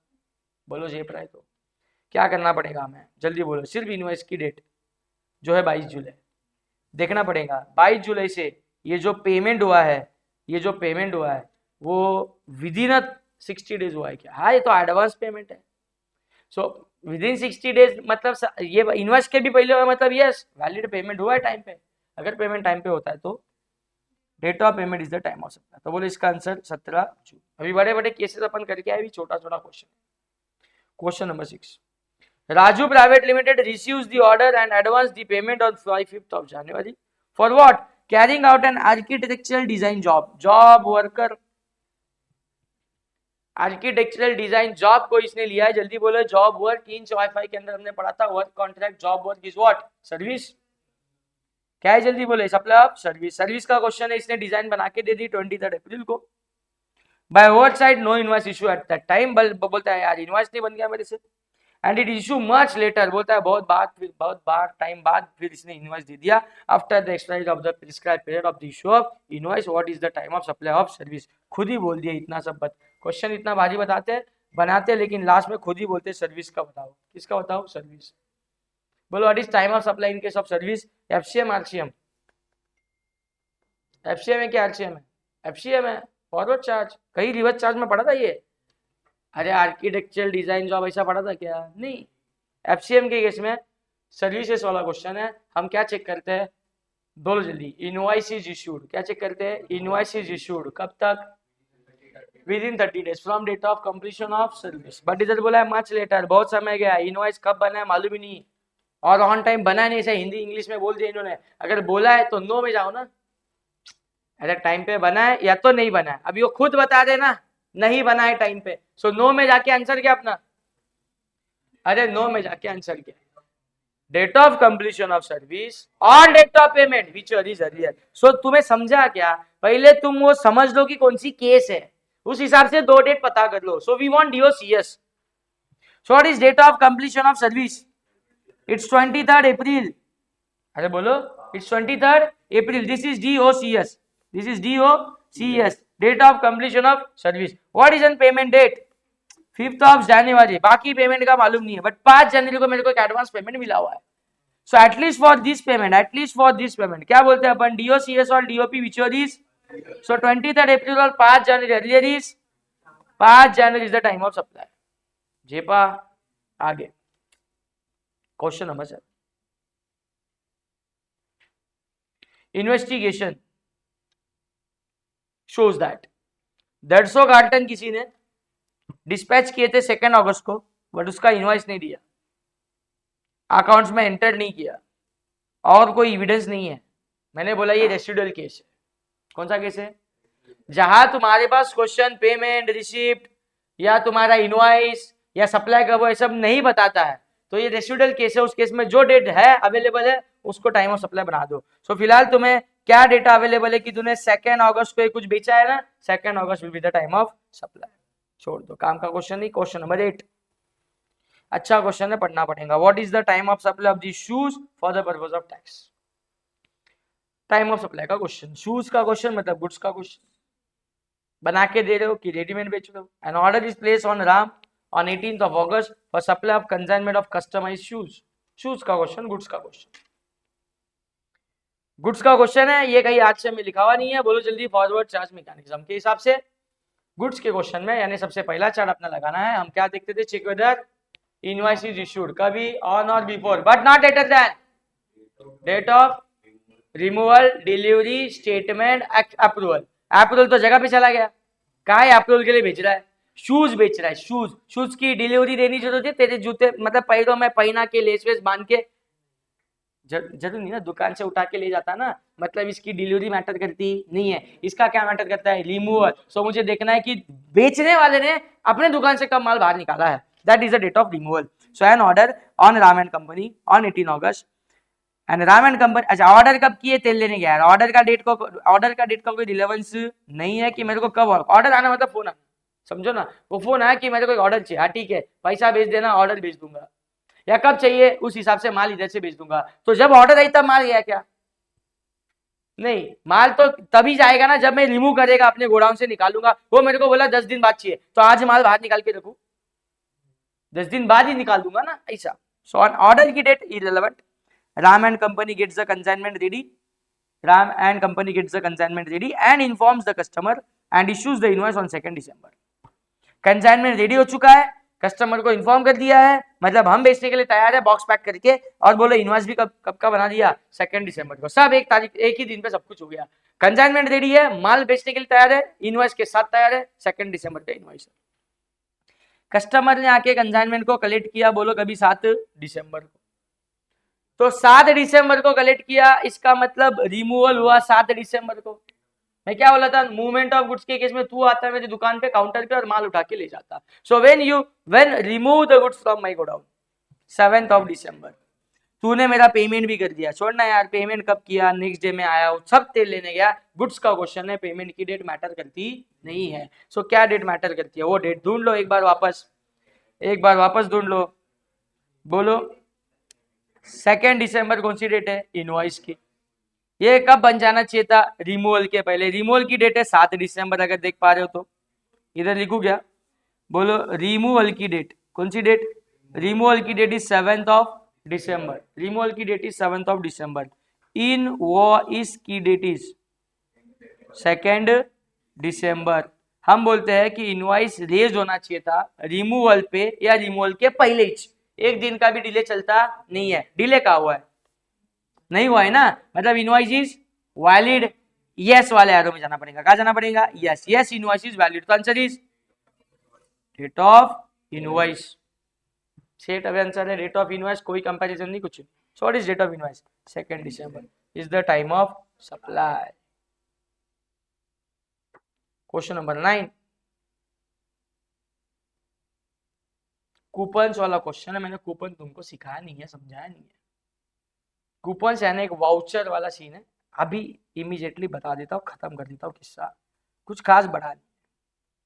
वाउचर्स के केस में क्या होता है ना, वी हैव टू डिटरमाइन कि जब वाउचर का क्वेश्चन आएगा तो that voucher is identifiable voucher और that voucher is non identifiable. क्या देखना पड़ेगा? वाउचर इज आइडेंटिफाइबल और नॉट. तो बोलेगा ये क्या होता है? क्या एक जिंदगी में बढ़ा रहा है तू? आइडेंटिफाइबल वाउचर क्या है, नॉन आइडेंटिफाइबल वाउचर क्या है? सो ऐसा वाउचर जो वाउचर देख के तू समझ सकता है कि ये किस चीज के अगेंस्ट, किस सर्विस के अगेंस्ट रिडीम होगा, ऐसा वाउचर जिसे देख के तू समझ जाएगा कि ये किस प्रोडक्ट, किस गुड्स या सर्विस के अगेंस्ट रिडीम्ड होगा। बट कुछ ऐसा वाउचर है जो किस प्रोडक्ट या गुड्स और सर्विस को खरीदने से रिडीम्ड होगा मालूम नहीं है। जैसे कि मैं नॉन आइडेंटिफाइबल वाउचर को बोलता हूं, तुम्हारे पास समझो बिग बाजार का वाउचर है, डी मार्ट का वाउचर है, 1000 रुपीज के शॉपिंग पे, ये 1000 रुपीज ऑफ वाला एक वाउचर है बस तुम्हारे पास। कैसे आया छोड़ दो, बस है एक वाउचर। डीमार्ट की शॉपिंग का बोल रहा मैं, बिग बाजार के शॉपिंग का बोल रहा मैं, रिलायंस स्मार्ट के शॉपिंग का बोल रहा मैं। अब इसमें तो 50 आइटम मिलते हैं ना, तो 1000 ऑफ वाला वाउचर है, मतलब 1000 रुपया ऑफ हो जाएगा तेरी टोटल बिलिंग में से। This is an voucher. So गया तू 4-5 हजार का बिल बना, 1000 रुपया ऑफ करके बाकी का पेमेंट करके आया, या एग्जैक्टली 1000 का बिल किया, 1000 ऑफ पॉकेट में लेके बाहर, done, that is also allowed. समझने के लिए क्या जाता है, 1000 रुपया ऑफ है, 1000 रुपया ऑफ वाला वाउचर है। मुझे बता तू क्या लेके आया अंदर जाके, बाहर क्या लेके, क्या मालूम, जो हाथ लगा अच्छा लगा उठा के लेके आया, बिकॉज 50 आइटम मिलते हैं। So this voucher is non identifiable voucher because we are not able to identify before redemption. Before redemption में नहीं पता कर पा रहा हूँ कि इस वाउचर का मैं क्या करूंगा, मतलब 1000 रुपए का मैं क्या खरीदूंगा। वो तो तब पता चलेगा ना जब जाके एक्चुअल में खरीद लेगा और वाउचर काउंटर पे दिखा के माल पॉकेट में बाहर लेके आएगा, बराबर, ठीक है।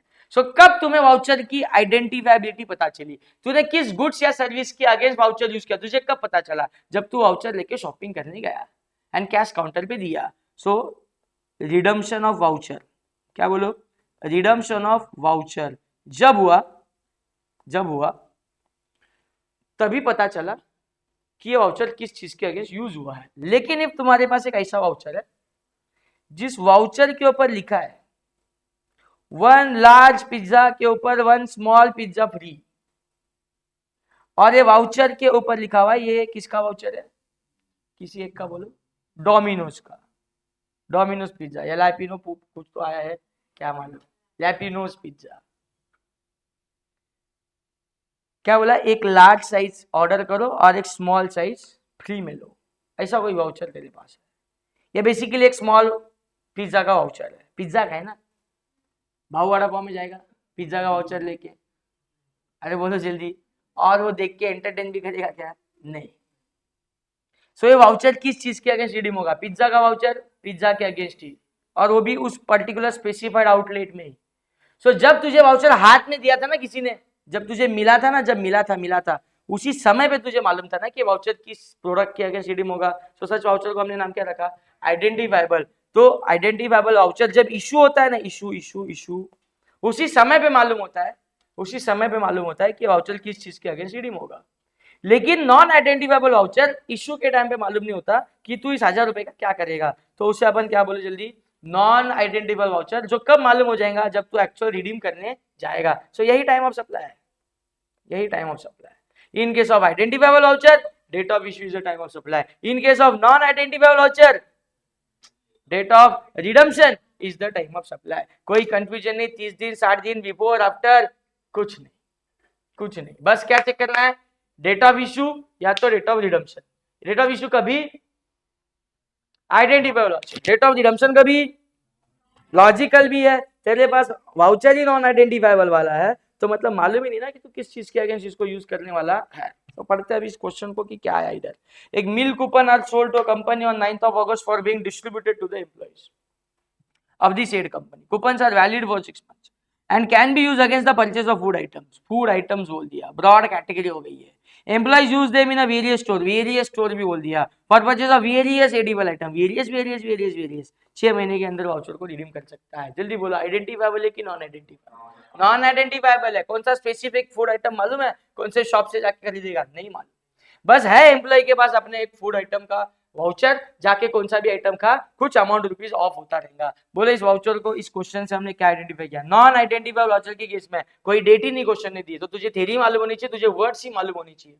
सो this words to be written down in the solution कि this kind of voucher is called as non identifiable voucher, and in case of non identifiable voucher time of supply is date of redemption of the voucher, date of redemption of the voucher, that's it, theory में answer लिख के आना था।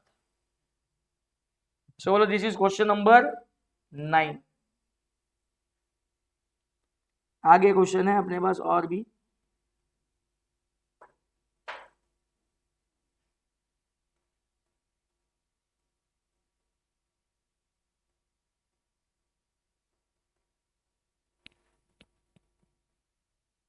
चलो question number 10, 11, 12, 13 साथ में। Firm of advocates, आगे नहीं पढ़ना मैंने। आरसीएम, एफसीएम आरसीएम की पड़ी हुई लिस्ट कुछ इस तरीके से काम आएगी, चैप्टर खत्म होने के बाद काम आएगी, मालूम नहीं था। Firm of advocates, issue invoice. एक और बात बोलो पॉजिटिविटी के साथ, टाइम ऑफ सप्लाई निकालने बोला है फॉर लीगल सर्विसेज, मतलब सप्लाई रहेगा ना वो, तभी तो टाइम ऑफ सप्लाई निकाल। एडवोकेट अगर पर्सनल लेवल पे सर्विसेज दे रहा है, इंडिविजुअल को दे रहा है, तो आरसीएम अप्लाई नहीं होता, वो सप्लाई नहीं है। लेकिन बिजनेस एंटिटी को दे रहे तो वो सप्लाई है और आरसीएम एप्लीकेबल है। एडवोकेट टैक्स नहीं भरेगा, हम भरेंगे, हम कौन, एबीसी। सो क्वेश्चन की फर्स्ट लाइन इनफ है ये समझने के लिए कि question is on RCM and RCM में सर्विसेज। सो अपना चार्ट याद करो, अब आरसीएम सर्विस उधर जाओ मत अभी उस चैप्टर में, बी क्लियर। चार चार्ट में से अपना चार्ट कौन सा है, आरसीएम का सर्विस। आरसीएम का सर्विस मतलब check whether payment, payment is made within 60 from the date of invoice, मतलब दो डेट कौन सी ढूंढनी है, इनवॉइस की या तो पेमेंट की, इनवॉइस की या तो पेमेंट की, दैट्स इट। इनवॉइस की डेट, इनवॉइस की डेट, इनवॉइस की डेट, इनवॉइस की डेट, इनवॉइस की डेट बोलो 17 फेब, 17 फेब मिल गई। अब पेमेंट की date, payment is contested by the ABC on the ground that on account of negligence of the firm's case was dismissed by the court, blah blah blah blah blah, who payment is made on 3rd of November। बस दो ही date दी काम की जो चाहिए थी वही। 17 फरवरी को क्या दिया जल्दी बोलो, इनवॉइस। 3rd नवंबर को क्या किया जल्दी बोलो, पेमेंट। 17 फेब से मोटा मोटी मार्च अप्रैल, अरे माँ कसम, नवंबर को पेमेंट किया। कब पेमेंट किया, नवंबर। Is payment is in time, नहीं। ये payment is not in time, तो आंसर इज 61st डे। काम लगा, अरे काम लगा, साल में काम लगा, काम लगा, काम लगा। 61st day. फरवरी के कितने दिन जा चुके हैं, 17 तारीख छोड़ने का होता, मैंने बोला। फरवरी में टोटल डेज कितने हैं, 28। साल कौन सा है, नहीं दिया है, लीप ईयर मत मान, बराबर ना। 28 ईयर देंगे तो 29 भी पकड़ना पड़ेगा। क्या कहा मजे लेंगे, एक दिन से आंसर लॉन्ग करेंगे, बोल नहीं सकते। 28 दिन का महीना पकड़ के 17 दिन छोड़ दिए तो फरवरी के कितने बचे, 11। हमें पहुंचना बड़ा दूर है, 61 तक जाना है। सो 11 में फरवरी, मार्च के 31 जोड़ के भी कहाँ तक पहुंचे, सिर्फ 42। पहुंचना कहाँ तक है, 61। अप्रैल के कितने दिन जोड़ू तो 61 होएगा, ओनली 19। 19 जोड़ के आएगा वो 61st डे है, तो 19 April is the 61st day. 19 April is the 61st day, और वही तुम्हारा टाइम ऑफ सप्लाई, वही अपना time of supply. Done. Next, modern securities limited companies provide service of testing of electronic devices. Modern security company provide services of testing of electronic devices, ठीक है। In one case, it tested a batch of devices on 4th and 5th September, but could not raise the invoice till 19th of November because of some disputes about the condition of the devices on return. The payment was made in the December. What is the method to fix the time of supply of the service? क्या किया है जल्दी बोलो ना। In one case, it tested a batch 4th and 5th September को कोई testing काम हो चुका है, मतलब सर्विस गेट्स कंप्लीटेड, बट वो इनवॉइस रेज नहीं कर पाए 19 नवंबर तक। 19 नवंबर तक नहीं कर पाए, मतलब 19 नवंबर को बनाया इनवॉइस, लैंग्वेज समझो। 19 नवंबर तक नहीं बनाया था, मतलब 19 नवंबर को बना दिया, तभी ऐसा बोला जाएगा ना कि 19 तारीख आ गई तो भी अब तक नहीं बनाया था, ऐसा ही बोलते हैं। सो 19 नवंबर को क्या बोलते हो तुम, डेट ऑफ इनवॉइस। क्या ये वैलिड है, क्या ये वैलिड है, क्या है फॉरवर्ड चार्ज मैकेनिज्म। इनवॉइस 30 दिन का समय था, 4-5 सितंबर को काम हुआ है, अक्टूबर में बिल बनना चाहिए था, सोचो जरा, नहीं है वैलिड नवंबर का। फॉरवर्ड चार्ज मैकेनिज्म में सर्विस का चार्ट क्या था, check whether invoice is raised on or before but within 30 days, on or before but not later than 30 days from date of completion of service. Service कब complete हो गई, 4-5 सितंबर को। 5 सितंबर को कर, 5 सितंबर से मोटा मोटी 30 दिन, 5 अक्टूबर तक आता, ये कहाँ चला गया है, नवंबर में चला गया। क्या ये इनवॉइस वैलिड है, नो के केस में answer is date of completion of service और date of payment which is earlier. Comparison है, डेट ऑफ फॉरवर्ड चार्ज में date of completion of service और date of payment which is date of payment भी कहाँ पर पता है हमें, पेमेंट कभी तो दिसंबर में हुआ है, दिसंबर में हुआ ये बताना इनका काफी है कि पेमेंट लेट हुआ है, अर्लियर चाहिए ना। सो दिसंबर की कोई भी डेट पकड़ और किसके साथ कंपेयर कर, 5 सितंबर के साथ। सो व्हाट इज योर आंसर, 5 सितंबर। 4 को काम चालू किया था, 5 सितंबर को हो गया, ऐसा बोलो 2 दिन काम चला। So 5 September is the date of completion of service, that is your answer of time of supply. Question number 12, XYZ firm of chartered accountant. Firm of chartered accountant आज से में पढ़ा था क्या? नहीं, बिल्कुल नहीं, बिल्कुल नहीं। Firm of chartered accountant services दे रहे, एफसीएम अप्लाइज, कौन सा एफसीएम, सर्विसेज देते हैं, एफसीएम वाली सर्विसेज। अभी बोला था chart, check whether invoice is raised within 30 days from DOCS. RCM करते करते एफसीएम उड़ गया वहां। अरे याद आ रहा है क्या, check whether data issue, check whether invoice is issued within 30 days from the date of completion of service. तो कौन सी 2 डेट काम की है, डीओसीएस यानी DOI, date of invoice, check कर लेंगे। अच्छा, हमें बोला है determine the time of supply in the following independent cases. Independent cases मतलब ये 4 अलग अलग क्वेश्चन है, एक साथ मत पढ़ लेना, फिर बोलेंगे 4 पेमेंट की डेट दी है, कौन सा करे, तू बोला था 2 आएंगी 4 इंडिपेंडेंट केसेस है, तो 4 बार क्वेश्चन रीड करेंगे, लेकिन चारों क्वेश्चन के लिए एक डेट कॉमन है, एक डेट कॉमन है, 7 सितंबर इनवॉइस इशू किया है। क्या इशू किया है, इनवॉइस इशू की डेट कॉमन है 7 सितंबर, तो 7 सितंबर is an issue of invoice, ये फिक्स हो जाएगी। सो हमें यही चाहिए थी ना कि ये इनवॉइस की डेट वैलिड है कि नहीं, ये देखनी होती है। कहां से, डीओसीएस से। चार्ट बना दो इसके लिए, 12 क्वेश्चन के लिए। क्वेश्चन नंबर 12 के लिए अपन क्या बोल रहे हैं कि हमें ये देखना होता है, एफसीएम वाला सर्विस का क्वेश्चन है, एफसीएम वाला सर्विस का क्वेश्चन, तो हमें ये देखना होता है कि हमारी जो इनवॉइस की डेट है, अरे क्या, कौन सा पेन है, बोलो, हमारा जो इनवॉइस का डेट है, कौन सा डेट, इनवॉइस, ये कब तक बन जाना चाहिए, 60 कौन बोल रहा है, 30 दिन में। एफसीएम कितने दिन में, 30 दिन में बन जाना चाहिए। कहा से, DOCS, date of completion of service.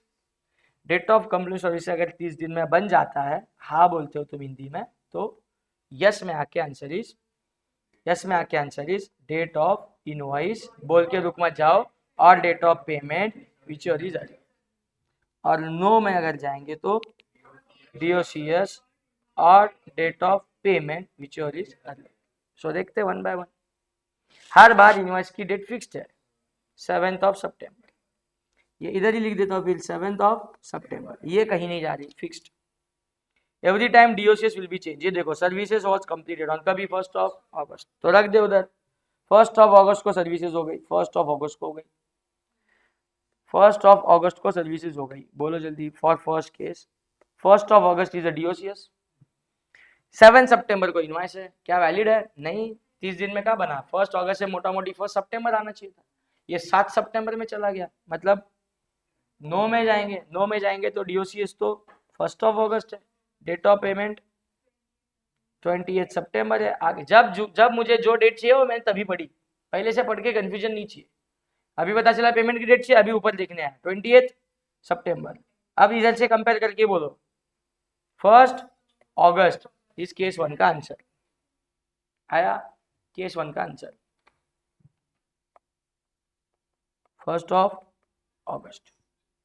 Case 2 के लिए, अच्छा, ये 1 अगस्त का आंसर 9 में जाके आया था, बराबर, ये ब्लू वाला पार्ट हटा देता हूँ, डीओसीएस चेंज होगा, यस नो भी चेंज होगा, अकॉर्डिंगली ये भी चेंज हो जाएगा, बट इनवॉइस की डेट फिक्स्ड है, क्या है, 7 सितंबर। क्वेश्चन नंबर 12 का केस 2 में, service completed on 14 August, payment is on 28 सितंबर, 14 अगस्त, याद रख रहा हूँ, 14 अगस्त, पेमेंट इज ऑन 28 सितंबर ना, पेमेंट इज ऑन 28 सितंबर, देखते हैं इसमें जा रहे कि 9 में। 14 अगस्त से लेके इनवॉइस बनना चाहिए था मोटा मोटी 14 सितंबर तक, बना है 7 सितंबर को बना है, बोलो यस। यस में आके डेट ऑफ इनवॉइस 7 सितंबर और डेट ऑफ पेमेंट 28 सितंबर, अर्लियर इज, तो सेकंड केस का आंसर इज 7 सितंबर। एस वाले एरो में आके निकालिए, निकाल दो इसको, अरे बोलो, ऐसे 4 बार अप्लाई करते रहो, काम हो जाएगा। Case 3, payment for the payment A made the payment 3rd अगस्त को, 3rd अगस्त पेमेंट की डेट है, बाद में लिखता हूँ however the services was remaining to be completed, अभी तक सर्विसेज देखी नहीं हुई है, अभी तक सर्विसेज देखे नहीं हुई, लेकिन तू इनवाइस देके हो गया ना। अरे इनवाइस दिया तूने कभी 28 सितंबर को, 7 सितंबर को, बराबर है 7 सितंबर को ये अच्छा ये केस 3 पढ़ रहा तो डायरेक्ट ओरिजिनल क्वेश्चन से पढ़ूंगा ना। 7 सितंबर को इनवाइस दिया है मतलब 7 सितंबर होके गया ना, तो 7 सितंबर होके गया तो भी तू बोलता है कि अभी तक सर्विस ही कंप्लीट नहीं हुई है। तो डीएससीएस डीओसीएस डीओसीएस अभी तक सर्विस कंप्लीट हुई नहीं है, तो अभी तक सर्विस कंप्लीट नहीं हुई लेकिन इनवाइस बन चुका है, मतलब इनवाइस ऑन टाइम बना है ना, क्योंकि हमने क्या बोला है on or before. So yes में जाना पड़ेगा मेरे को, और यस में जाके बोलो जल्दी डीओआई 7 सितंबर, डीओपी 3 अगस्त, अर्लियर 9वां महीना पहला ना 7 सितंबर, यस में आके केस 3। इधर इनवॉइस ऑन टाइम बना था जब बनना चाहिए, इधर इनवॉइस बिफोर ही बन चुका था। अच्छा अक्टूबर लिखा, 3rd अगस्त है, so answer is 3rd August. Done. Last case, case 4। Mr. A made the payment on 15th of September. Mr. A made the payment on 15th of September. However, the provision remaining to same question है, services अभी भी देनी बाकी है, लेकिन 7 सितंबर को तूने क्या बना दिए बिल, सो वैलिड है कि नहीं है, ये चलता है ऐसा, सर्विस कंप्लीट होने के पहले बिल बनाओ तो भी चलता। 7 सितंबर इज वैलिड इनवॉइस का डेट, यस है तो यस में जाके बोलो 7 सितंबर 15 सितंबर, विच इज 7 सितंबर 15 सितंबर, which is earlier, answer is 7 सितंबर। 7 सितंबर वैलिड इनवॉइस था, समझ रहे हो। तो यही चार्ट बार बार अप्लाई किया एंड आंसर तुम्हारे सामने। क्वेश्चन नंबर 12 खत्म। 13 Messrs Pranav associate partnership firm करती क्या है, रिकवरी एजेंट सर्विसेज देती है, तो किसी न्यूट्रॉन क्रेडिट्स लिमिटेड एनबीएफसी को देती है। बस इतना पढ़ना काफी है तुम्हें ये पता करने के लिए कि क्वेश्चन सर्विसेज का है और सर्विसेज अंडर आरसीएम का है। तो जब आरसीएम में सर्विसेज का क्वेश्चन आता है तो हम देखते हैं कि पेमेंट 60 दिन के अंदर हुआ है क्या, पेमेंट 60 दिन के अंदर हुआ है क्या, कहां से, डेट ऑफ इनवॉइस से। फिर वहां से अपन बातें करते हुआ है नहीं हुआ है, हुआ है तो डेट ऑफ पेमेंट, नहीं हुआ है तो 61st डे, बस इतना ज्यादा। Okay so date of invoice ढूंढ लो, सर्विसेज दे दी है 15 जनवरी को, काम का नहीं है डेट। इनवॉइस दे दिया 7 फरवरी को, ये काम का है। सर्विस कब कंप्लीट हो गई, काम की नहीं है, क्योंकि आरसीएम का क्वेश्चन है। अरे डीओसीएस कब लगता था, एफसीएम में लगता था 7 फरवरी, इनवॉइस की डेट लिख देता हूं, इधर लिख देता हूं 7 फरवरी। पेमेंट वाज मेड ऑन 18 अप्रैल, लेकिन बैंक में आया ऑन 20 अप्रैल। ऐसा दो डेट देगा तो एक काट ले, कौन सा काट दू जो अच्छा लगे। हाँ 20 काट के 18 अप्रैल, एक फाइनल कर दी पेमेंट की डेट। 2 पेमेंट हुए कि एक पेमेंट की 2 डेट दी है, एक पेमेंट की 2 बार डेट दी है तो एक डेट फाइनल कर लो। 2 बार पेमेंट होता तो 2 टाइम ऑफ सप्लाई आते हैं। सो फिलहाल 20 अप्रैल को काट लिया, अर्लियर वाला ले लिया, 18 April is my date of payment. क्या ये 60 दिन के अंदर हुआ है, 7 फेब मोटा मोटी 7 मार्च 7 अप्रैल नहीं, 9 में जाके 61st डे निकालना पड़ेगा, निकाल देता हूँ। बोलो फरवरी से लेके फरवरी के 7 दिन है, 7 तारीख छोड़नी पड़ेगी, 7 दिन छोड़ने पड़ेंगे। बोलो जल्दी फरवरी के बच्चे कितने हैं, 21 डेज। मार्च के 31 ऐड करूँ तो 52, जाना कहाँ तक है 61 के लिए अप्रैल के कितने जोड़ने पड़ेंगे, ओनली 9। सो 9 अप्रैल, 9 अप्रैल क्या आ गया 61st डे यानी time of supply. Determine the following person liable to pay the GST, कौन है वो बंदा जो टैक्स भरेगा। अरे हमें मालूम पड़ गया, आरसीएम का क्वेश्चन है, सो टैक्स भरने वाली कौन है, एनबीएफसी। जो न्यूट्रॉन कुछ लिखी है ना वो टैक्स भरेगी। दिस इज 1 लाइनर, 1 मार्क का, इसका अलग से 1-2 मार्क्स में जाएगा कि आरसीएम है, पहले आइडेंटिफाई किया और रिसिपिएंट को टैक्स भरवाया। थोड़ी सी आरसीएम की स्टोरी लिख देना, recipient is liable to pay the tax बोल के, ये नोटिफाइड सर्विसेज में कवर था। ऐसा सब 2-4 लाइनें मारने के बाद बोलो पर्सन लायबल टू पे टैक्स इज कौन, that NBFC neutron. Done. And फिर उसके बाद टाइम ऑफ सप्लाई, ये जो अभी निकाला वो। इसके साथ शायद सारे क्वेश्चन खत्म नहीं, बस एक पेज बाकी है। यस, ओनली 2 क्वेश्चंस, ऐसे ही फोकस करते रहो, खत्म हो।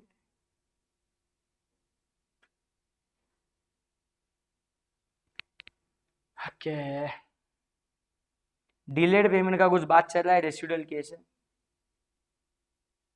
पढ़ लो। एक्स ने सप्लाई किया goods 50,000 to its customer miss Diana on 1st January on the condition that payment will be made within a week. However, Diana made the payment for the said good on 2nd Feb and thus paid the interest amounting to 2,000. हमें determine करना है time of supply with respect to the addition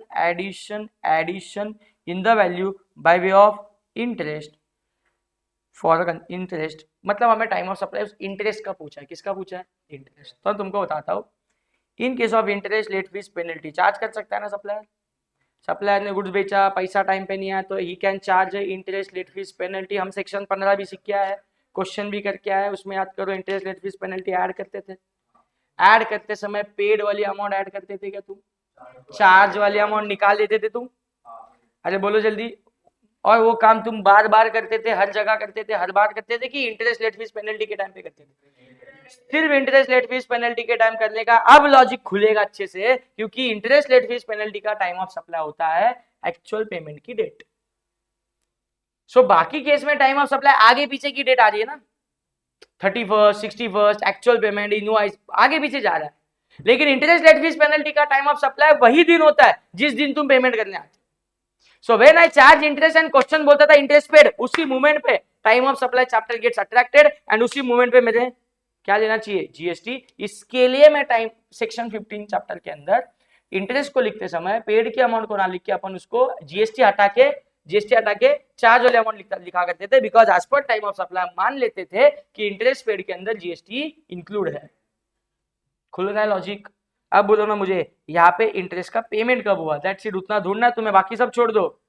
original payment, original consideration ignore मारो। हमें time of supply सिर्फ additional payment का पूछा है, interest का पूछा है। When you make the payment of interest 2nd February, Diana made the payment for the said good on 2nd February and the paid interest as well. So बोलो जल्दी, interest का payment कब हुआ? 2nd Feb को, तो 2nd Feb भी तुम्हारा क्या बन जाएगा? Time of supply. ये भी मैंने भेजे हुए पीडीएफ में है लिखा हुआ, अगर तुम देखोगे तो। एफसीएम के चार्ट, आरसीएम के चार्ट के बाद एक छोटा सा लाइन रहेगा, इंटरेस्ट लेट फीस पेनल्टी, उस केस में time of supply date of payment.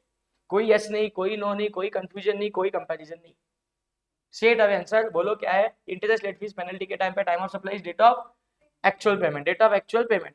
और एक छोटा सा चार्ट है वाउचर वाला, जिसमें अभी मैंने बना के बताया identifiable and non identifiable. Identifiable तो date of issue of voucher, non identifiable तो date of redemption of voucher. कोई कंपैरिजन नहीं, कोई यस नो नहीं, कुछ नहीं। नीचे की 2 चीजें बहुत बेसिक थी। And question number 15 at last finally जी जान लगा दो, टाइम ऑफ सप्लाई निकाल के बताना है, गुड्स का बताना है, देखने पड़ेगा। एफसीएम है, आरसीएम है, मंच एंड वंश ट्रेडिंग कंपनी, एक रजिस्टर्ड सप्लायर, पे जीएसटी करते हैं अंडर फॉरवर्ड चार्ज, खुद ही बता दिए। सबसे पहला चार्ट जिंदगी में सीखा हुआ, under forward charge mechanism, goods का क्वेश्चन। क्या चेक करते थे? बोलो जल्दी। रिमूवल, डिलीवरी, स्टेटमेंट, ऐसा कौन सा भी चीज हो सकता है।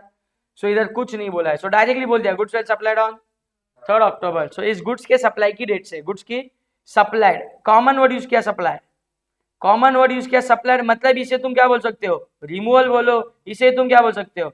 अरे डिलीवरी बोलो। ये वो डेट है जिस दिन पे, या उसके पहले क्या बनना चाहिए था? इनवॉइस। सो ये डेट थी तुमको 3rd October। चेक करो क्वेश्चन में इनवॉइस का भी इशू है। अरे एक दिन का भी डिले चलता था क्या? नहीं बोलते हो, मतलब इंग्लिश में नो बोलते हो। सो नो वाले एरो में हमने क्या आंसर लिखा था? That respective date is the time of supply. मतलब what is time of supply in this case? 3rd October, क्योंकि इनवॉइस 2 दिन लेट बना है। इनवॉइस 3 तारीख को ही बनना चाहिए था, या उसके पहले बनना चाहिए था, तुमने बना दिया ही लेट। लेट बना दोगे तो यही तारीख को हम समझ लेंगे कि इनवॉइस बना रहेगा, और यही तारीख को टाइम ऑफ सप्लाई बना देंगे। सो 3rd October is your answer. Payment की डेट गुड्स के क्वेश्चन में मैटर करती नहीं है। So that is all about time of supply के क्वेश्चंस। ठीक है।